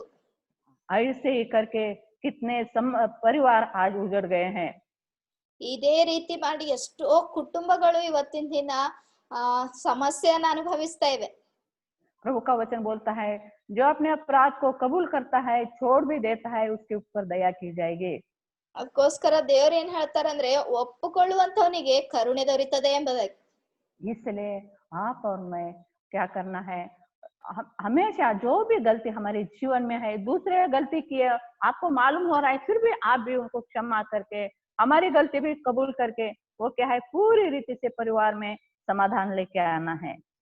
ಇತರರಲ್ಲಿ ಒಂದ್ ವೇಳೆ ತಪ್ಪುಗಳು ಕಾಣಿಸುವುದಾದ್ರೂ ಕೂಡ ಅದನ್ನ ತಿಳಿದಂತವ್ರಾದಂತ ನೀವು ಕ್ಷಮಾಪಣೆ ಮಾಡುವಂತವ್ರಾಗಿರ್ಬೇಕು. ಅಷ್ಟೇ ಅಲ್ಲ, ನೀವು ತಪ್ಪು ಮಾಡೋದಾದ್ರೆ ನೀವು ಕೂಡ ನಮ್ರತೆಯಿಂದ ಒಪ್ಪಿಕೊಂಡಾಗ ಕುಟುಂಬದಲ್ಲಿ ಸಮಾಧಾನವನ್ನ ತರುವಂತವ್ರಾಗಿರ್ತೇವೆ. तो ये गुण, जो कबूल करने वाला गुण जो आपको मुझे होना बहुत जरूरी है। ಈ ಒಪ್ಪಿಕೊಳ್ಳುವಂತ ಮನಸ್ಸು ನನಗೂ ನಿಮಗೂ ಇರುವಂತದ್ದು ಎಷ್ಟು ಅವಸರವಾಗಿದೆ. हम अभी विस्तार से इसके ऊपर देखने लगे तो बहुत टाइम हो जाएगा। ಇದ್ರ ವಿಷಯದಲ್ಲಿ ನಾವು ನೋಡ್ಕೊಳ್ತಾ ಇರ್ಬೇಕಾದ್ರೆ ಎಷ್ಟೋ ಸಮಯ ಹಿಡಿತದೆ. आगे देखेंगे, ಮುಂದೆ ನೋಡೋಣ. पढ़िए। ಇಲ್ಲಿ 6ನೇ ವಿಷಯ ಏನ್ ನೋಡ್ತಾ ಇದ್ದೇವೆ ಅಂದ್ರೆ ಕರುಣೆ ಎಂಬುದಾಗಿ ನೋಡ್ತಾ ಇದ್ದೇವೆ. 5 5ನೇ ವಿಷಯ ಕರುಣೆ ಎಂಬುದಾಗಿ ನೋಡ್ತಾ ಇದ್ದೇವೆ. करुणे, हिंदी में लिखा है दया। ಇಲ್ಲಿ ಹಿಂದಿಯಲ್ಲಿ ಬರೆಯಲ್ಪಟ್ಟಿದೆ ಏನಂದ್ರೆ ದಯೆ ಎಂಬುದಾಗಿ. हाँ, दया करुणा एक ही है, तो वो गुण भी हमारे जीवन में रहना है। ದಯೆ ಮತ್ತು ಕರುಣೆ ಎರಡು ಒಂದೇ. ಅಂಥ ಗುಣ ನಮ್ಮಲ್ಲಿ ಇರ್ಬೇಕಾದಂತದ್ದು ಎಷ್ಟು ಅವಸರವಾಗಿದೆ. हाँ, ये गुण किसका है? प्रभु का ये गुण है। प्रभु ने हमारे ऊपर दया दिखाई, हम भी दूसरों के ऊपर दया दिखाना है। ಈ ಸ್ವಭಾವ, ಈ ಗುಣ ಯಾರ್ದಂದ್ರೆ ಇದು ದೇವ್ರದಾಗಿದೆ. ದೇವ್ರ ನಮ್ಮ ಮೇಲೆ ಕರುಣೆ ತೋರಿಸಿದಂತೆ, ದಯೆ ತೋರಿಸಿದಂತೆ ನಾವ್ ಇತರರ ಮೇಲೆ ದಯೆ ತೋರಿಸುವಂತವರಾಗಿರ್ಬೇಕು. और परिवार में देखते हैं ये गुण नहीं रहने के कारण से अभी बीमार है, हमको बीमार है तो हम क्या करते हैं, सो जाते हैं और क्या है, कुछ भी काम नहीं करते हैं। ಈ ಕುಟುಂಬದಲ್ಲಿ ಇಂಥ ಗುಣ ನೋಡ್ತಾ ಇಲ್ಲ. ಯಾಕಂದ್ರೆ ಒಂದ್ ವೇಳೆ ನಮಗ್ ಅನಾರೋಗ್ಯ ಪರಿಸ್ಥಿತಿ ಅದಾದ್ರೆ ನಾವ್ ಮಲ್ಗ್ತೀವಿ, ಏನು ಕೆಲ್ಸ ಮಾಡ್ಲಾರ್ದೆ ಇರ್ತೀವಿ. और वही घर में हमारे पति है, तो वो अगर वो बीमार हो गए तो उनको भी क्या है, वो दया करुणा से उनको देखना करना, ये गुण इन दिनों में नहीं देखते हैं। ಒಂದ್ ವೇಳೆ ಯಜಮಾನ್ರಿಗೆ ಆರೋಗ್ಯ ಸರಿಯಾಗಿರ್ಲಾರ್ದೇನೆ ಒಂದ್ ವೇಳೆ ಮಲ್ಕೊಂಡಿರೋದಾದ್ರೆ ಅವ್ರಿಗೆ ನೋಡ್ಕೊಳ್ಳುವಂತದ್ದು ಇವತ್ತಿನ ದಿನಗಳಲ್ಲಿ ನಾವ್ ನೋಡ್ತಾ ಇಲ್ಲ. परंतु ये दयालु जो स्वभाव है, जो करुणा करने वाला स्वभाव है, आपके और मेरे जीवन में रहने से परिवार में बहुत समाधान रहता है। ಈ ಕರುಣೆ ತೋರಿಸುವಂತ ಗುಣ ಒಂದ್ ವೇಳೆ ನನ್ನಲ್ಲಿ ನಿಮ್ಮಲ್ಲಿ ಇರೋದಾದ್ರೆ ಕುಟುಂಬದಲ್ಲಿ ಸಮಾಧಾನಕರವಾಗಿರ್ಬಹುದು. इसलिए ये गुण आपके और मेरे जीवन में रहना बहुत जरूरी है। ಅದಕ್ಕೋಸ್ಕರ ಈ ಗುಣ ನನ್ನಲ್ಲಿ ನಿಮ್ಮಲ್ಲಿ ಇರುವಂತದ್ದು ಎಷ್ಟೋ ಅವಸರವಾಗಿದೆ. और एक आगे पढ़िए। ಮುಂದೆ ಓದ್ತಾ ಇದೀನಿ. ಕರುಣೆ ಮುಂತಾದ ಒಳ್ಳೆಯ ಫಲಗಳಿಂದ ತುಂಬಿರುವಂತದ್ದು ಆಗಿದೆ, ಅದರಲ್ಲಿ ಚಂಚಲವೂ ಕಪಟವೂ ಇಲ್ಲ ಅಂತ. प्रभु के ऊपर जो, प्रभु की ओर से जो ज्ञान मिलता है, उनके पक्षपात नहीं है, कपट नहीं है। ಅಲ್ಲಿ ದೇವರಿಂದ ಬರುವಂತ ಜ್ಞಾನದಲ್ಲಿ ಚಂಚಲತೆ ಮತ್ತು ಕಪಟತೆ ಇಲ್ಲ ಅಂತ ನೋಡ್ತಾ ಇದ್ದೇವೆ. हिंदी में है पक्षपात बोल के, उसमें चंचलता है। ಈ ಹಿಂದಿಯಲ್ಲಿ ಪಕ್ಷಪಾತ ಎಂಬುದಾಗಿ, ಕನ್ನಡದಲ್ಲಿ ಚಂಚಲತೆ ಎಂಬುದಾಗಿದೆ. ये पक्षपात रहने के कारण से भी आज कुटुंब में समस्याएं हैं। ಈ ಪಕ್ಷಪಾತ, ಭೇದ ಭಾವ ಇರುವಂತ ಗುಣಗಳಿಂದ ಕೂಡ ಕುಟುಂಬದಲ್ಲಿ ಅಸಮಾಧಾನ ಇದೆ. क्यों? ಯಾಕೆ? अपने परिवार के लोग घर में आए तो उनको बहुत अच्छा देखते हैं। ಅವ್ರ ಮನೆಯವರು, ಅವ್ರ ಕುಟುಂಬದವರು ಒಂದ್ ವೇಳೆ ಮನೆಗ್ ಬಂದ್ರೆ ಎಷ್ಟೋ ಚೆನ್ನಾಗಿ ನೋಡ್ಕೊಳ್ತಾರೆ. नहीं, हमारे घर के लोग, जो स्त्रियों के परिवार के लोग घर में आए तो बहुत अच्छा देखते हैं। ಸ್ತ್ರೀಯರ ಕುಟುಂಬದವರು, ಅವ್ರ ತಂದೆ ತಾಯಿಗಳ ಅಣ್ಣ ತಮ್ಮಂದ್ರ ಯಾರಾದ್ರೂ ಬಂದ್ರೆ ತುಂಬಾ ಚೆನ್ನಾಗಿ ನೋಡ್ಕೊಳ್ತಾರೆ. वही पति की ओर से घर के लोग कोई आने से वो तुरंत पक्षपात चालू होता है। ಆದ್ರ ಯಜಮಾನ, ಗಂಡನ್ ಮನೆ ಕಡೆಯವ್ರು ಯಾರಾದ್ರೂ ಬರೋದಾದ್ರೆ ತಕ್ಷಣನೇ ಪಕ್ಷಪಾತ, ಭೇದ ಭಾವ ಪ್ರಾರಂಭವಾಗ್ತದೆ. इसलिए परिवार में आज समस्या है। ಅದಕ್ಕೋಸ್ಕರನೇ ಕುಟುಂಬದಲ್ಲಿ ಇವತ್ತಿನ ದಿನ ಸಮಸ್ಯೆಗಳಿವೆ. इसलिए प्रभु का वचन बोलता है, हम ऊपर का जो ज्ञान प्रभु देने के लिए तैयार है, वो ज्ञान लेके हम अपने परिवार को बनाना है, उसको स्थिर करना है। ಅದಕ್ಕೋಸ್ಕರ ದೇವ್ರ ವಾಕ್ಯ ಏನ್ ಹೇಳ್ತದೆ ಎಂಬುದಾಗಿದ್ರೆ, ಮೇಲಣಿಂದ ಬರುವಂತ ಜ್ಞಾನವನ್ನು ಪಡೆದುಕೊಂಡು ನಿಮ್ ಕುಟುಂಬವನ್ನು ಕಟ್ಕೊಂಡು ಸ್ಥಿರಪಡಿಸಬೇಕಾಗಿದೆ. पक्षपात और कपट रहित होता है। ಪಕ್ಷಪಾತ ಇರ್ಲಾರ್ದೆ ಇರುವಂತದ್ದು ಮತ್ತು ಕಪಟ ಇರ್ಲಾರ್ದೆ ಇರುವಂತದ್ದು. हाँ, कपट हमारे जीवन में नहीं रहना। ಕಪಟ ಎನ್ನುವಂಥದ್ದು ನಮ್ ಜೀವಿತದಲ್ಲಿ ಇರಬಾರ್ದು. कपट मतलब क्या है? ಕಪಟ ಅಂದ್ರೆ ಏನ್ರಿ? बाहर एक अंदर एक, ಹೊರಗೊಂದು ಒಳಗೊಂದು, उसको कपट बोलते हैं। ಅದಕ್ ಕಪಟ ಎಂಬುದಾಗಿ ಹೇಳ್ತಾರೆ. हाँ, मतलब दिखाने के लिए एक है, अंदर एक है। ಹೊರಗಡೆ ತೋರ್ಸೋದಕ್ಕೋಸ್ಕರ ಒಂದಿದೆ, ಅದ್ರ ಒಳಗಡೆ ಇನ್ನೊಂದಿದೆ. हाँ, बाहर के लोग आए तो दूसरा घर में वातावरण रहता है, जाने के बाद दूसरा वातावरण रहता है। ಹೊರಗಿರುವಂತ ಯಾರಾದ್ರೂ ನಮ್ ಮನೆಗ್ ಬರೋದಾದ್ರೆ ನಮ್ಮ ಮನೇಲಿ ಕುಟುಂಬದಲ್ಲಿರುವಂತ ವಾತಾವರಣ ಬೇರೆ ಆಗಿರ್ತದೆ, ಅವ್ರು ಹೋದ್ಮೇಲೆ ಮತ್ತೆ ವಾತಾವರಣ ಬೇರೆ ಆಗಿರ್ತದೆ. इसलिए जो प्रभु ने ये जो ज्ञान प्रभु ऊपर से हमको देने के लिए तैयार है, वो ज्ञान लेके हम अपने परिवार को बनाना, उसको स्थिर रखना है। ಈ ಮೇಲನಿಂದ ಬರುವಂತ ಜ್ಞಾನವನ್ನು ಪಡೆದುಕೊಂಡು ನಾವು ನಮ್ಮ ಮನೆಯನ್ನು ಕಟ್ಕೊಳ್ಬೇಕೆಂಬುದಾಗಿ ದೇವರು ಹೇಳ್ತಾ ಇದ್ದಾರೆ.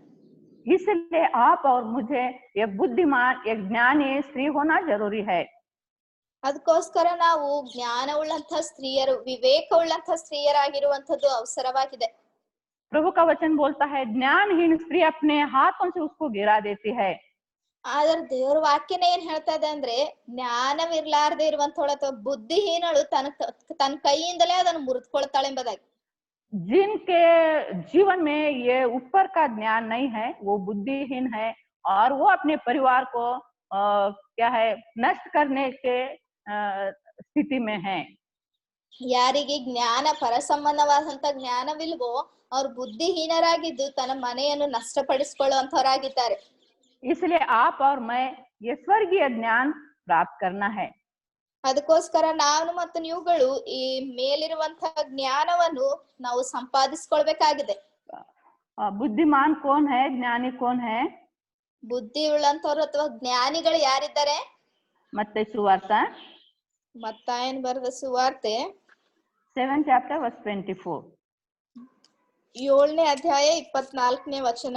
ಮತ್ತಾಯನ ಬರೆದ ಸುವಾರ್ತೆ 7ನೇ ಅಧ್ಯಾಯ 24ನೇ ವಚನ. ಆದುದರಿಂದ ಈ ನನ್ನ ಮಾತುಗಳನ್ನು ಕೇಳಿ ಅವುಗಳಂತೆ ನಡೆಯುವವನು ಬಂಡೆಯ ಮೇಲೆ ಮನೆಯನ್ನು ಕಟ್ಟಿಕೊಂಡ ಬುದ್ಧಿಯುಳ್ಳ ಮನುಷ್ಯನನ್ನು ಹೋಲುವನು.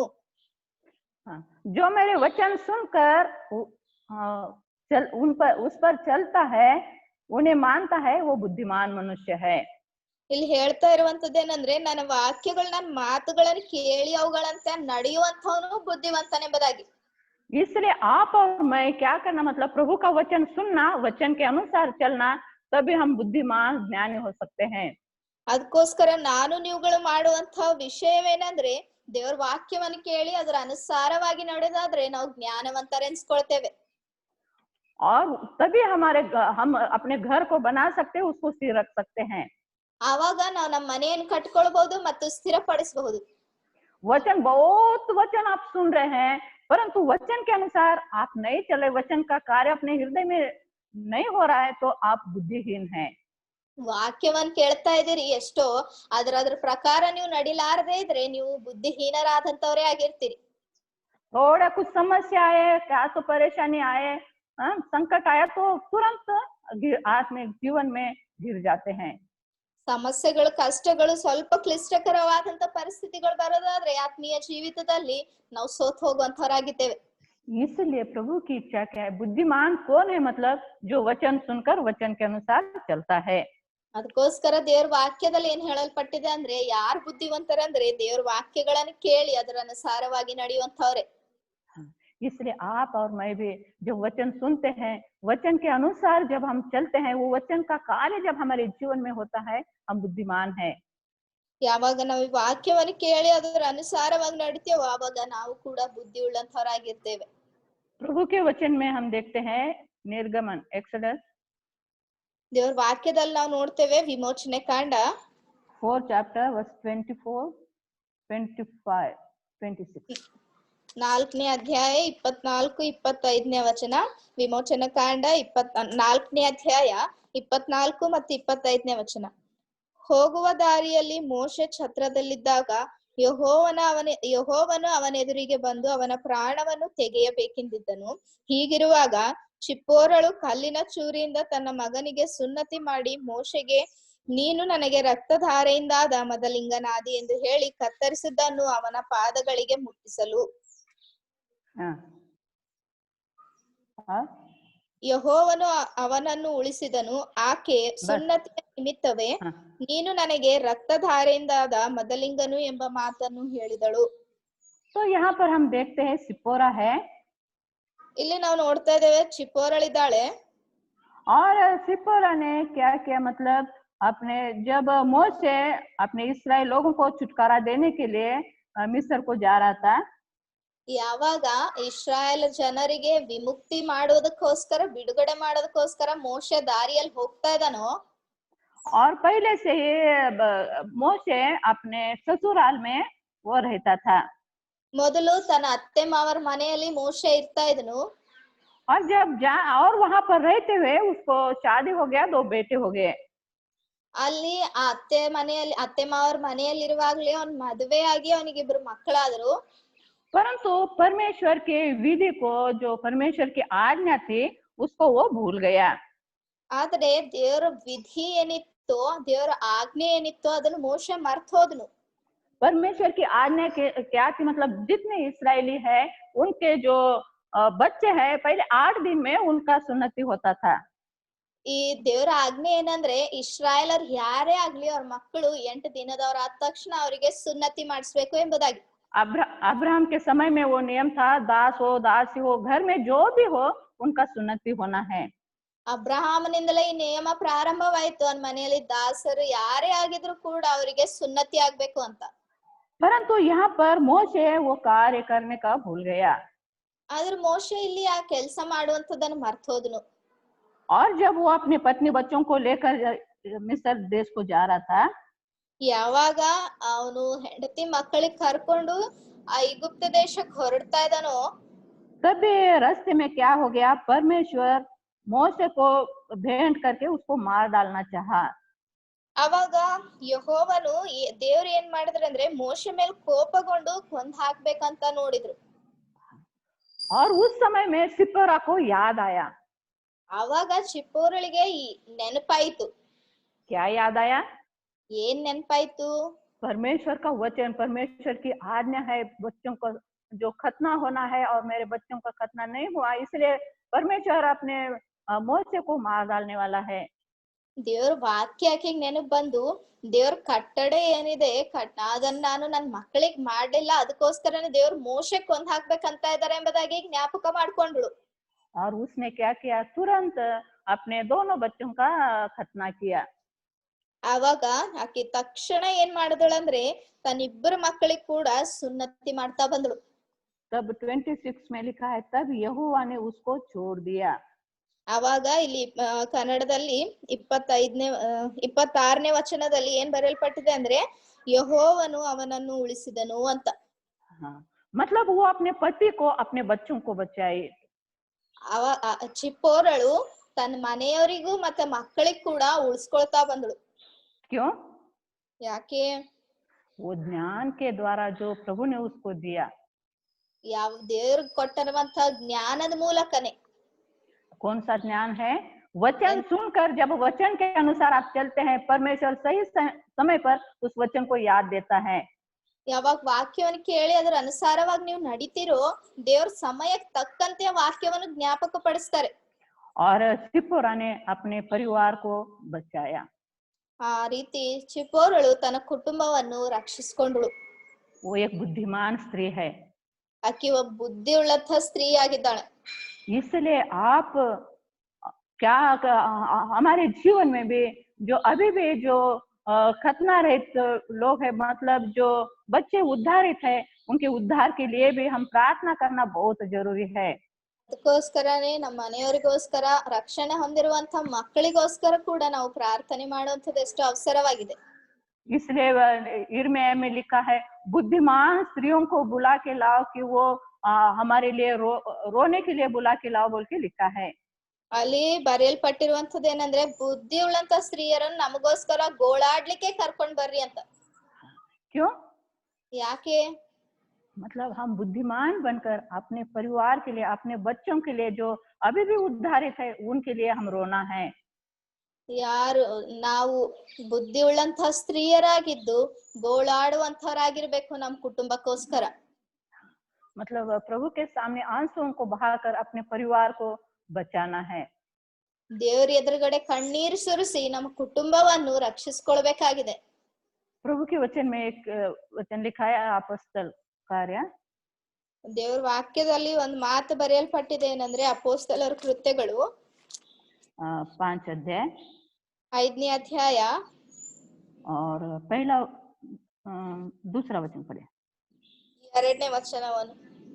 फर्स्ट सेकंड ಅಪೊಸ್ತಲರ ಕೃತ್ಯಗಳು 5ನೇ ಅಧ್ಯಾಯ 2ನೇ ವಚನ.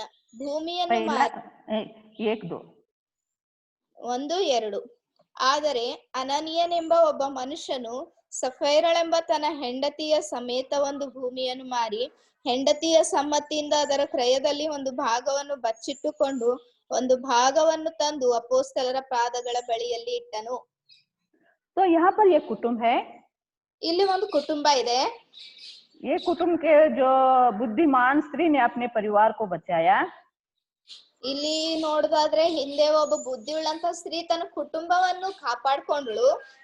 परंतु ये स्त्री क्या करे, मतलब ये दोनों पति पत्नी अपने जमीन को बेचकर कुछ अपने पीछे छिपा के रखे, कुछ संपत्ति को पेटर के सामने लेकर आए। ಇಲ್ಲಿ ಇಬ್ಬರು ಗಂಡ ಹೆಂಡತಿಯರಿದ್ದಾರೆ. ಅವ್ರು ತಮಗಿರುವಂತಹ ಹೊಲವನ್ನು ಸ್ವಲ್ಪ ಮಾರಿ ಅದರಲ್ಲಿರುವಂತಹ ಕ್ರಯದಲ್ಲಿ ಸ್ವಲ್ಪ ಬಚ್ಚಿಟ್ಕೊಂಡು ಬಾಕಿ ಹಣವನ್ನು ತಂದು ಪೇತ್ರನ ಪಾದಗಳ ಬಳಿಯಲ್ಲಿ ಇಡ್ತಾ ಇದ್ದಾರೆ. उनको मालूम था कि सब लोग क्या करें, अपना अपना भूमि बेचकर और सब दाम क्या है वो प्रेरितों के सामने लाके छोड़ रहे हैं। ಇಲ್ಲಿ ಅವ್ರಿಗೆ ಗೊತ್ತಾಗಿದೆ ಏನಂದ್ರೆ ಎಲ್ಲರೂ ತಮ್ಗಿರುವಂತಹ ಆಸ್ತಿಯನ್ನ ಮಾರಿ ಅಪೊಸ್ತಲರ ಪಾದಗಳ ಬಳಿಯಲ್ಲಿ ಇಡ್ತಾ ಇದ್ದಾರೆ ಎಂಬುದಾಗಿ. 4:34 ಇಲ್ಲಿ 4 ಅದೇ ಅಪೊಸ್ತಲ ಕೃತ್ಯಗಳು 4ನೇ ಅಧ್ಯಾಯ 34ನೇ ವಚನದಲ್ಲಿ ಅವರಲ್ಲಿ ಕೊರತೆ ಪಡುವವನು ಒಬ್ಬನೂ ಇರಲಿಲ್ಲ, ಯಾಕಂದರೆ ಹೊಲ ಮನೆಗಳಿದ್ದವರು ಅವುಗಳನ್ನು ಮಾರಿ ಬಂದ ಕ್ರಯವನ್ನು ತಂದು ಅಪೊಸ್ತಲರ ಪಾದಗಳ ಬಳಿಯಲ್ಲಿ ಇಡುತ್ತಿದ್ದರು. ಅದನ್ನು ಪ್ರತಿಯೊಬ್ಬನಿಗೆ ಅವನವನ ಅವಶ್ಯದಂತೆ ಹಂಚಿಕೊಡುತ್ತಿದ್ದರು. मतलब उन्होंने क्या किया, अपना जो बहुत लोग क्या करते थे, मतलब बेच के सब प्रेरितों को देते थे और वो आवश्यकता के अनुसार सबके लिए वो संपत्ति बांट के लेते थे। ಇಲ್ಲಿ ಅಪೊಸ್ತಲರ ಹತ್ರ ಅವ್ರು ತಮಗಿರುವಂತವುಗಳೆಲ್ಲವುಗಳನ್ನು ಮಾರಿ ಅವ್ರ ಪಾದಗಳ ಬಳಿಯಲ್ಲಿ ಇಡ್ತಾ ಇದ್ರು. ಅವಸರ ಇದ್ದವರಿಗೆ ಅವರ ಅವಸರತೆಯಂತೆ ಹಂಚ್ಕೊಡ್ತಾ ಇದ್ರು. परंतु ये स्त्री अपने पति को दोनों एक सलाह करके क्या किए, कुछ छिपा के रखे हैं। ಇಲ್ಲಿ ಇವರಿಬ್ರು ಏನ್ ಮಾಡಿದ್ರು ಅಂದ್ರೆ ಒಂದು ಆಲೋಚನೆ ಮಾಡ್ಕೊಂಡು ಅದರಲ್ಲಿ ಸ್ವಲ್ಪ ಭಾಗವನ್ನು ಬಚ್ಚಿಟ್ಕೊಳ್ತಾ ಬಂದ್ರು. और मैं तो बोलती, अगर वो स्त्री अगर बुद्धिमान होती तो अपने पति को बताती ऐसा नहीं करना, हम तो सब लोग सब दे रहे ना, हम भी सब देना बोल के बताना था। ಒಂದು ವೇಳೆ ಈಕಿ ಬುದ್ಧಿ ಉಳ್ಳಂತ ಸ್ತ್ರೀಯೇ ಆಗಿರ್ತಾ ಇದ್ಳು ಅಂದ್ರೆ ಆ ರೀತಿ ಮಾಡಬಾರ್ದು, ಆದ್ರೆ ಸಮಸ್ತವನ್ನು ಎಲ್ರು ಕೊಡ್ತಾ ಇದಾರಲ್ಲ ನಾವು ಕೂಡ ಪರಿಪೂರ್ಣವಾಗಿ ಕೊಟ್ಟು ಹಾಕ್ಬೇಕು ಎಂಬುದಾಗಿ ಹೇಳ್ತಾ ಇದ್ಳು. हिंदी में लिखा है कि वो सेकंड में और उसके दाम में से कुछ रख छोड़ा, और यह बात उसकी पत्नी भी जानती थी। मतलब उसके पत्नी को मालूम रहने के बाद भी वो अपने पति को नहीं बता सकी। ಈ ಹಿಂದಿಯಲ್ಲಿ ಏನ್ ಬರೆಯಲ್ಪಟ್ಟಿದೆ ಅಂದ್ರೆ ಅವ್ನ್ ಬಚ್ಚಿಟ್ಟಿರುವಂತದ್ದು ಅವ್ನ ಹೆಂಡತಿ ಕೂಡ ಗೊತ್ತಿತ್ತು ಎಂಬುದಾಗಿ, ಆದ್ರೆ ಗೊತ್ತಿರುವಂತ ವಿಷಯದಲ್ಲಿ ಕೂಡ ಆಕೆ ತನ್ನ ಗಂಡನಿಗೆ ಹೇಳಿಲ್ಲ ಎಂಬುದಾಗಿ. तो और हम देखते हैं कि उन्होंने झूठ बोलकर अपने मृत्यु को कमा लिया। ಇಲ್ಲಿ ಅವ್ರು ಸುಳ್ಳು ಹೇಳಿ ಮರಣವನ್ನು ಕೋರ್ಕೊಂಡ್ರು. और हम देखते हैं यहाँ पर सिपोरा अपने पति बच्चों को बचाए। ಇಲ್ಲಿ ಸಿಪೋರಳಾದ್ರು ಅವ್ರ ಮನೆಯವರನ್ನು ಮಕ್ಕಳನ್ನು ಕಾಪಾಡ್ಕೊಳ್ತಾ ಬಂದಳು. क्यों क्यों मतलब उसको वचन, उसको आज्ञा, उसको याद करके उसके अनुसार वो जीवन में वो कार्य करे। ದೇವ್ರ ವಾಕ್ಯವನ್ನು ಜ್ಞಾಪಕ ಮಾಡ್ಕೊಂಡು ವಾಕ್ಯಕ್ಕನುಸಾರವಾಗಿ ಜೀವಿಸ್ತಾ ತನ್ನ ಕುಟುಂಬವನ್ನು ಕಾಪಾಡ್ಕೊಳ್ತಾ ಬಂದಳು.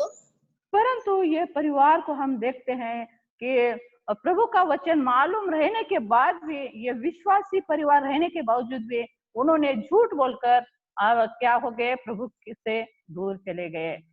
ಆದ್ರೆ ಇಲ್ಲಿ ವಿಶ್ವಾಸಿ ಕುಟುಂಬವೇ ಆಗಿದ್ದು ದೇವ್ರ ವಾಕ್ಯಗಳನ್ನು ಬಲ್ಲಥವರೇ ಆಗಿದ್ರು ಕೂಡ ಸುಳ್ಳು ಹೇಳಿ ಅವ್ರ ಪ್ರಾಣವನ್ನೇ ಕಳೆದುಕೊಳ್ತಾ ಬಂದ್ರು. इसलिए आप और मैं अपने पतियों को कुछ सलाह देते हैं, कुछ ये करते हैं, तो बहुत हम जागरूकति से रहना है। ಅದಕ್ಕೋಸ್ಕರ ಸ್ತ್ರೀಯರಾದಂತ ನಾವು ಯಜಮಾನರಿಗೆ ಸಲಹೆಗಳನ್ನ ಸ್ವಲ್ಪ ಸಮಯದಲ್ಲಿ ಕೊಡುವಾಗ ಅತಿ ಜಾಗರೂಕತೆಯಿಂದ ಇರಬೇಕು. हाँ, उसमें झूठ बिल्कुल नहीं रहना है। ಅದರಲ್ಲಿ ಸುಳ್ಳು ಎನ್ನುವಂಥದ್ದು ಎಷ್ಟು ಮಾತ್ರಕ್ಕೂ ಇರಬಾರ್ದು. हाँ, प्रभु का जो भाग है हम प्रभु को देना है। ದೇವ್ರ ಭಾಗ ಏನಿದೆ ದೇವ್ರಿಗೆ ನಾವು ಕೊಡುವಂತವ್ರಾಗಿರ್ಬೇಕು. और ऐसा करने से हम अपने परिवार को हम बचा सकते हैं। ಈ ರೀತಿ ಮಾಡೋದ್ರಿಂದ ನಾವು ನಮ್ಮ ಕುಟುಂಬವನ್ನು ಕಾಪಾಡ್ಕೊಳ್ಬಹುದು, ರಕ್ಷಿಸ್ಕೊಳ್ಬಹುದು. और हमें सिपोरा को हम कह सकते हैं ये बुद्धिहीन स्त्री है, वो अपने परिवार को वो क्या है पूरी रीति से नाश करे। ಈ ಸಫೇರಳಿಗೆ ಬುದ್ಧಿಹೀನಳಾದಂತ ಸ್ತ್ರೀಯಳೆಂಬುದಾಗಿ ಹೇಳ್ಬೋದು. ತನ್ನ ಸ್ವಂತ ಜ್ಞಾನದಿಂದ ತನ್ನ ಕುಟುಂಬವನ್ನು ಹಾಳು ಮಾಡ್ಕೊಳ್ತಾ ಬಂದಳು. वो एक झूठ के पाप के लिए वो और उनका परिवार नाश हो गया। ಒಂದು ಸುಳ್ಳಿನ ವಿಷಯದಲ್ಲಿ ಆಕಿನ ಕುಟುಂಬವೆಲ್ಲ ನಾಶವಾಗಿ ಹೋಯ್ತು. प्रभु के वचन में लिखा है प्रसंगी में कि बुद्धिमान के सिर में आंखें होती है बोलते। ಬುದ್ಧಿ ಉಳ್ಳಂತವರಿಗೆ ತಲೆಯಲ್ಲಿ ಕಣ್ಣುಗಳಿರ್ತವೆ ಎಂಬುದಾಗಿ ಪ್ರಸಂಗಿಯಲ್ಲಿ ನೋಡ್ತೀವಿ. एक वचन पढ़िए, सबोपदेश 2nd chapter verse 14। ಪ್ರಸಂಗಿ 2:14 2ನೇ ಅಧ್ಯಾಯ 14ನೇ ವಚನ. ಪ್ರಸಂಗಿ 2ನೇ ಅಧ್ಯಾಯ 14ನೇ ವಚನ. ಜ್ಞಾನಿಯ ಕಣ್ಣು ಅವನ ತಲೆಯಲ್ಲಿರುವುದು, ಮೂಢನು ಕತ್ತಲಲ್ಲಿ ನಡೆಯುವನು, ಇವರಿಬ್ಬರಿಗೂ ಒಂದೇ ಗತಿ ಎಂದು ನನಗೆ ಕಂಡು ಬಂತು. प्रभु का वचन बोलता है बुद्धिमान के सिर में आंखें होती है। ದೇವ್ರ ವಾಕ್ಯ ಹೇಳ್ತಾ ಇದೆ ಜ್ಞಾನಿಗೆ ಅವನ ತಲೆಯಲ್ಲಿ ಕಣ್ಣುಗಳಿರ್ತವೆ ಎಂಬುದಾಗಿ. हाँ, सिर में आंखें रहने से ತಲೆಯಲ್ಲಿ ಕಣ್ಣಿರೋದ್ರಿಂದ वो अंदर का भी देखता बाहर का भी देखता। ಅವನು ಒಳಗಿಂದ ನೋಡ್ತಾನೆ, ಹೊರಗಿಂದ ಕೂಡ ನೋಡ್ತಾನೆ. हम पीछे नहीं देख सकते, वो आंखें अंदर सिर में रहने से पीछे सामने सब तरफ देख सकते हैं। ಅವನ್ ಕಣ್ಣು ಮೇಲಿರೋದ್ರಿಂದ ಅವನ್ ಮುಂದೆ ಹಿಂದೆ ಎಲ್ಲ ಕಡೆ ನೋಡ್ತಾನೆ. मतलब कहने का मतलब जब हम बुद्धिमान बनते हैं, बुद्धिमान के सिर में आंखें होती है, मतलब हम हमारे आंतरिक स्थिति को बाहरी स्थिति को हम देख सकते हैं। ಈ ಜ್ಞಾನ ಉಳ್ಳಂತವ್ರಿಗೆ ತಲೆಯಲ್ಲಿ ಕಣ್ಣಿರ್ತಾವಂದ್ರೆ ಇದ್ರ ಅರ್ಥ ಏನಂದ್ರೆ ನಾವು ನಮ್ಮ ಒಳಗಿನ ಸ್ಥಿತಿ ಹೊರಗಿನ ಸ್ಥಿತಿ ಎರಡನ್ನೂ ನೋಡ್ಕೊಳ್ಳೋಂಥವ್ರಾಗಿರ್ತೇವೆ. हाँ, हम अपने आप को पीछे आगे सब कुछ हम देख सकते हैं। ನಮ್ಮಷ್ಟಕ್ಕೆ ನಾವು ಹಿಂದೆ ಮುಂದೆ ಸಮಸ್ತವನ್ನು ನೋಡಬಲ್ಲಂತವ್ರಾಗ್ತೇವೆ. इसलिए प्रभु की इच्छा है कि आप और मैं एक ज्ञानी एक बुद्धिमान स्त्री बनना प्रभु की इच्छा है। ದೇವ್ರ ಇಚ್ಛೆ ಏನಾಗಿದೆ ಅಂದ್ರೆ ನಾವು ಜ್ಞಾನ ಉಳ್ಳಂತ ವಿವೇಕ ಉಳ್ಳಂತ ಸ್ತ್ರೀಯರಾಗ್ಬೇಕು ಎಂಬುದು. इसलिए हम बाइबल में कई बुद्धिमान स्त्रियां हैं। ಬೈಬಲ್ ನಲ್ಲಿ ಅನೇಕ ಬುದ್ಧಿ ಉಳ್ಳಂತ ಸ್ತ್ರೀಯರಿದ್ದಾರೆ. उसको अगर हम देखने लगे तो पूरा समय जाएगा। ನಾವು ನೋಡೋದಾದ್ರೆ ಸಮಯ ಜಾಸ್ತಿ ಬೇಕಾಗುತ್ತೆ. तो हम देखते हैं कि अबीगैल एक बुद्धिमान स्त्री थी। ಅಬಿಗೈಲಳು ಕೂಡ ಒಬ್ಬ ಬುದ್ಧಿ ಉಳ್ಳಂತ ಸ್ತ್ರೀಯಳಾಗಿದ್ದಳು ಎಂಬುದಾಗಿ ನೋಡ್ತೇವೆ. और किस रीति से उसने बुद्धि से अपने पति बच्चों को उसने बचाया। ಯಾವ ರೀತಿಯಾಗಿ ತನ್ನ ಬುದ್ಧಿಯಿಂದ ತನ್ನ ಮನೆಯನ್ನು ತನ್ನ ಮನೆಯವರನ್ನು ತನ್ನ ಮಕ್ಕಳನ್ನು ಕಾಪಾಡ್ಕೊಳ್ತಾ ಬಂದಳು. हाँ, पहला शमूएल 25 में वो बात लिखा है, अभी हम नहीं पढ़ेंगे। ಮೊದಲನೇ ಸಮುವೇಲ 25ರಲ್ಲಿ ಆ ಮಾತುಗಳಿರ್ತವೆ. हाँ, जब दाऊद राजा के विरोध में जब नाबाल ने बात किया, ದಾವೀದ ರಾಜನ ವಿಷಯದಲ್ಲಿ ನಾಬಾಲನ ಯಾವಾಗ ವಿರೋಧವಾಗಿ ಮಾತಾಡ್ತಾ ಬಂದ್ನು, तब दाऊद राजा बोलता है नाबाल उसके घर के सब बच्चों को मैं नाश करूंगा। ಅವಾಗ ದಾವೀದನ್ ಹೇಳ್ತಾನೆ ನಾಬಾಲನಿಗೂ ಅವನಿಗೆ ಇರುವಂತದ್ದೆಲ್ಲವನ್ನು ನಾನು ನಾಶ ಮಾಡ್ತೇನೆ ಎಂಬುದಾಗಿ. और हम देखते हैं बुद्धिमान स्त्री अबीगैल ने कैसे अपने परिवार को बचाए अपने बुद्धिमानी के द्वारा। ಇಲ್ಲಿ ಅಬಿಗೈಲಳು ತನ್ನ ಬುದ್ಧಿಯಿಂದ ತನ್ನ ಕುಟುಂಬವನ್ನು ಯಾವ ರೀತಿ ಕಾಪಾಡ್ಕೊಳ್ತಾ ಬಂದಳೋ ಇಲ್ಲಿ ನೋಡ್ತಾ ಇದ್ದೇವೆ. और हम देखते हैं उसने राजा के क्रोध को भी, जो हत्या का पाप है, वो राजा के क्रोध को भी उसने शांत किया। ಆಕಿ ರಾಜನಿಗೆ ಹತ್ತುವಂತ ಪಾಪದಿಂದ ಕೂಡ ಅದನ್ನು ದೂರಪಡಿಸ್ತಾ ಬಂದಳು ಎಂಬುದಾಗಿ. राजा भी हत्या उसके पति को, उनके घर के लोगों को हत्या करने वाला था। ಈ ದಾವೀದನಾದ್ರೂ ಆ ನಾಬಾಲನಿಗೂ ಅವನ ಕುಟುಂಬದವರಿಗೂ ಹತ್ಯೆ ಮಾಡ್ಬೇಕು ಅಥವಾ ಕೊಲೆ ಮಾಡ್ಬೇಕೆಂಬುದಾಗಿ ನೋಡ್ತಾ ಇದ್ನು. और हम देखते हैं कि अबीगैल नम्र दीन होकर जाके अपने बुद्धिमानी से क्या करे, मतलब उसको राजा को क्या है वो बहुत भयंकर पाप से वो बचाए। ಆಕೆ ಬುದ್ಧಿ ಉಳ್ಳಂತವಳಾಗಿದ್ದ ರಾಜನಿಗೆ ಎದುರುಕೊಂಡು ಭಯಂಕರವಾದಂತ ಕೊಲೆ ಪಾತಕ ಎನ್ನುವಂತ ಪಾಪದಿಂದ ಆಕೆ ದೂರಪಡಿಸ್ತಾ ಇರುವಂತದನ್ನ ನೋಡ್ತಾ ಇದ್ದೇವೆ. दाऊद राजा बोलता है अबीगैल को, तू तेरा विवेक, तेरा यहोवा परमेश्वर धन्य है और तेरा विवेक धन्य है बोल के बोलता है। ಅವಾಗ ದಾವೀದ್ ರಾಜನ್ ಏನ್ ಹೇಳ್ತಾ ಇದ್ದಾನೆ ಅಂದ್ರೆ, ದೇವ್ರು ಕೊಟ್ಟಿರುವಂತ ಜ್ಞಾನ, ನಿನ್ನಲ್ಲಿರುವಂತ ಜ್ಞಾನ ಎಷ್ಟೋ ಶ್ರೇಷ್ಠವಾದದ್ದು, ಧನ್ಯವಾದಂತದ್ದು ಎಂಬುದಾಗಿ.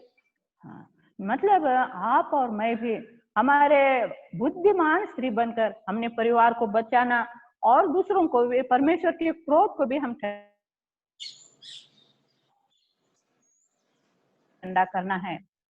ನಾವು ಬುದ್ಧಿ ಉಳ್ಳಂತ ಸ್ತ್ರೀಯರಾಗಿದ್ದು ನಾವು ದೇವರಿಂದ ಜ್ಞಾನವನ್ನು ಪಡೆದುಕೊಂಡು ನಮ್ಮ ಕುಟುಂಬಗಳನ್ನು ಕಟ್ಟಿ ಸ್ಥಿರಪಡಿಸುವಂತವರಾಗಿರ್ಬೇಕು. और प्रभु के वचन में लिखा है कि इन अंतिम दिनों में दिन बुरे हैं, इसलिए हम बुद्धिमान बनकर प्रभु की इच्छा क्या है हमारे जीवन के प्रति वो जानकर हम आगे बढ़ना है। ಅದಕ್ಕೋಸ್ಕರ ಈ ಅಂತ್ಯ ದಿನಗಳಲ್ಲಿ ನಾವು ದೇವ್ರು ಏನ್ ಹೇಳ್ತಾ ಇದಾರೋ ಅವುಗಳನ್ನು ಕೇಳಿ ಮುಂದೆ ಸಾಗುವಂತವರಾಗಿರ್ಬೇಕು. इफिसी 5 अध्याय में लिखा है, हम बुद्धिमान बनकर चारों ओर तरफ देखकर हम निर्बुद्धियों की नाई नहीं परंतु बुद्धिमानों की नाई चलना है। ಇಲ್ಲಿ ಎಫೆಸದವರಿಗೆ ಬರೆದಂತ ಪತ್ರಿಕೆ 5ನೇ ಅಧ್ಯಾಯದಲ್ಲಿ ಏನ್ ಬರೀತಾ ಇದಾರ ಅಂದ್ರೆ, ನಾವು ಬುದ್ಧಿಹೀನರಾಗ್ಲಾರ್ದೇನೆ ಬುದ್ಧಿ ಉಳ್ಳಂತವರಾಗಿದ್ದು 4 ಕಡೆ ನೋಡುವಂತವರಾಗಿ ಇರ್ಬೇಕು ಎಂಬುದಾಗಿ. इसलिए प्रभु की इच्छा क्या है, मतलब हम बुद्धिमान स्त्री बनना है। ಅದಕ್ಕೋಸ್ಕರ ದೇವ್ರ ಇಚ್ಛೆ ಏನಾಗಿದೆ ಅಂದ್ರೆ ನಾವು ಬುದ್ಧಿ ಉಳ್ಳಂತವರಾಗಿರ್ಬೇಕೆಂಬುದಾಗಿ. प्रभु की इच्छा जैसे वो बुद्धिमान कुंवारियां जो जिनके पास बुद्धि थी, जो बुद्धिमान थे, वो लोग प्रभु के राज्य में वो शादी में चली गई। ಯಾರು ಬುದ್ಧಿ ಉಳ್ಳಂತ ಸ್ತ್ರೀಯರಾಗಿದ್ರೋ ಅವರು ಮದಲಿಂಗನೊಂದಿಗೆ ಒಳಗಡೆ ಹೋದ್ರು ಎಂಬುದಾಗಿ ನೋಡ್ತೇವೆ. बुद्धिमान बुद्धिहीन कुंवारी क्यों बोला है? ಬುದ್ಧಿ ಉಳ್ಳಂತ ಕನ್ಯರು ಬುದ್ಧಿ ಇರ್ಲಾರದೆ ಇರುವಂತ ಕನ್ಯರು ಎಂಬುದಾಗಿ ಯಾಕೆ ಹೇಳಿದ್ದಾರೆ? उनके कामों के अनुसार वो उनको नाम दिया गया है। ಅವ್ರ ಕೆಲ್ಸಕ್ಕೆ ಅನುಸಾರವಾಗಿ ಅವರಿಗೆ ಹೆಸರು ಕೊಡಲ್ಪಟ್ಟಿದೆ. जिनके पास तेल है, जिनके दीप जल रहे हैं, उसको बुद्धिमान बोला है। ಯಾರ್ ದೀಪಗಳು ಉರಿತಾ ಇವೆನೋ, ಯಾರ ಹತ್ರ ಎಣ್ಣೆ ಇದೆನೋ ಅವ್ರಿಗೆ ಬುದ್ಧಿ ಉಳ್ಳಂತ ಸ್ತ್ರೀಯರ ಕನ್ಯರೆಂಬುದಾಗಿ ಹೇಳಿದ್ದಾರೆ. और जिनके पास तेल नहीं है, जिनके दीप ठीक से नहीं जल रहे, उनको बुद्धिहीन बोला है। ಯಾರ ದೀಪ ಉರಿತಾ ಇಲ್ವೋ, ಯಾರ ಹತ್ರ ಎಣ್ಣೆ ಇಲ್ವೋ ಅವ್ರಿಗೆ ಬುದ್ಧಿಹೀನರೆಂಬುದಾಗಿ ಹೇಳ್ತಾ ಇದ್ದಾರೆ. इसलिए आप और मैं बुद्धिमान कुंवारियों की नाई हम अपने आप को तैयार करते हुए प्रभु के राज्य में जाना है। ಅದಕ್ಕೋಸ್ಕರ ಬುದ್ಧಿ ಉಳ್ಳಂತ ಸ್ತ್ರೀಯರಾಗಿದ್ದು ನಮ್ಮನ್ನ ನಾವು ಸಿದ್ಧಪಡಿಸ್ಕೊಳ್ತಾ ದೇವರ ರಾಜ್ಯಕ್ಕೋಸ್ಕರ ಎದುರು ನೋಡ್ಬೇಕಾಗಿದೆ. बुद्धिहीन क्यों कहा गया है? ಬುದ್ಧಿಹೀನರಂತ ಯಾಕೆ ಹೇಳಿದ್ದಾರೆ? क्यों उनके पास समय रहने के बावजूद भी उन्होंने अपने साथ तेल नहीं लिया। ಅವ್ರಿಗೆ ಸಮಯ ಇದ್ರೂ ಕೂಡ ಅವರು ಎಣ್ಣೆ ತಗೊಂಡು ಬರ್ಲಿಲ್ಲ. साथ में जो 5 कुंवारियां हैं उन्होंने तेल लिया। ಜೊತೆಯಲ್ಲಿರುವಂತ ಇನ್ನೂ 5 ಕನ್ಯೆಯರು ಎಣ್ಣೆ ತಗೊಂಡ್ ಬಂದ್ರು. परंतु इन्होंने लापरवाही, इतना बस है, इतना दिया हमारा जल रहा है ना, उतना बस है बोल के लापरवाही में रहे। ಆದ್ರೆ ಇವರು ಅಲಕ್ಷ್ಯ ಭಾವನೆಯಿಂದ ಇಷ್ಟು ಇದೆ ಅಲ್ಲ, ಇಷ್ಟು ಉರಿತಾ ಇದೆ ಅಲ್ಲ, ಇಷ್ಟೇ ಸಾಕು ಅಂತ ಅನ್ಕೊಂಡ್ರು. इसलिए आप और मैं क्या करना है, मतलब ये लापरवाही, इतना हम आराधना कर रहे, भक्ति कर रहे, प्रार्थना कर रहे ना, बस हम प्रभु के राज्य में जाएंगे, ऐसे लापरवाही में कुछ लोग हैं। ಇವತ್ತಿನ ದಿನಗಳಲ್ಲಿ ಇಷ್ಟು ಪ್ರಾರ್ಥನೆ ಮಾಡ್ತಾ ಇದೀವಿ, ಆರಾಧನೆ ಮಾಡ್ತಾ ಇದೀವಿ, ಬೈಬಲ್ ಓದ್ತಾ ಇದೀವಿ ಅನ್ನುವಂತ ಅಲಕ್ಷ್ಯ ಭಾವನೆಯಿಂದ ಕೂಡಿರುವಂತವರಾಗಿ ದೇವ್ರ ರಾಜ್ಯಕ್ಕೆ ಹೋಗ್ತೇವೆ ಅಂದ್ಕೊಳ್ತಾ ಇದ್ದೇವೆ. परंतु आप बुद्धिमान बनकर प्रभु जो समय दे रहा है, पवित्र आत्मा का तेल हमारे जीवन में डालते हुए हम अपने आप को तैयार करते हुए प्रभु के राज्य के लिए, प्रभु के राज्य में जाने के लिए तैयार होना है। ಅದಕ್ಕೋಸ್ಕರ ನಾವು ಎಚ್ಚರವಾಗಿದ್ದು ಪರಿಶುದ್ಧಾತ್ಮರೆನ್ನುವಂತ ಎಣ್ಣೆಯನ್ನು ಹಾಕಿ ಉರಿಸ್ತಾ ನಾವು ದೇವ್ರ ರಾಜ್ಯಕ್ಕೋಸ್ಕರ ಎದುರು ನೋಡುವಂತವರಾಗಿರ್ಬೇಕು. वो वचन पढ़ के हम प्रार्थना करेंगे। ಅದೇ ವಾಕ್ಯವನ್ನು ಓದಿ ನಾವು ಪ್ರಾರ್ಥನೆ ಮಾಡೋಣ. Proverbs 14 chapter verse 1. ಜ್ಞಾನೋಕ್ತಿ 14ನೇ ಅಧ್ಯಾಯ 1ನೇ ವಚನ. ಜ್ಞಾನವಂತೆಯು ತನ್ನ ಮನೆಯನ್ನು ಕಟ್ಟಿಕೊಳ್ಳುವಳು, ಜ್ಞಾನಹೀನಳು ಅದನ್ನು ಸ್ವಂತ ಕೈಯಿಂದ ಮುರಿದು ಬಿಡುವಳು. तो आप और मैं ज्ञानवान स्त्री बनकर अपने अपने परिवार के लिए, प्रभु के राज्य के लिए हम तैयार करेंगे. ಅದಕ್ಕೋಸ್ಕರ ಬುದ್ಧಿಯುಳ್ಳಂತ ಸ್ತ್ರೀಯರಾಗಿದ್ದು ನಮ್ಮ ಮನೆಯನ್ನು ಕಟ್ಟಿಕೊಳ್ತಾ ದೇವರ ಬರವಣಿಗೆಗೋಸ್ಕರ ಎದುರು ನೋಡುವಂತವರಾಗಿರೋಣ. प्रार्थना करेंगे. ಪ್ರಾರ್ಥನೆ ಮಾಡೋಣ.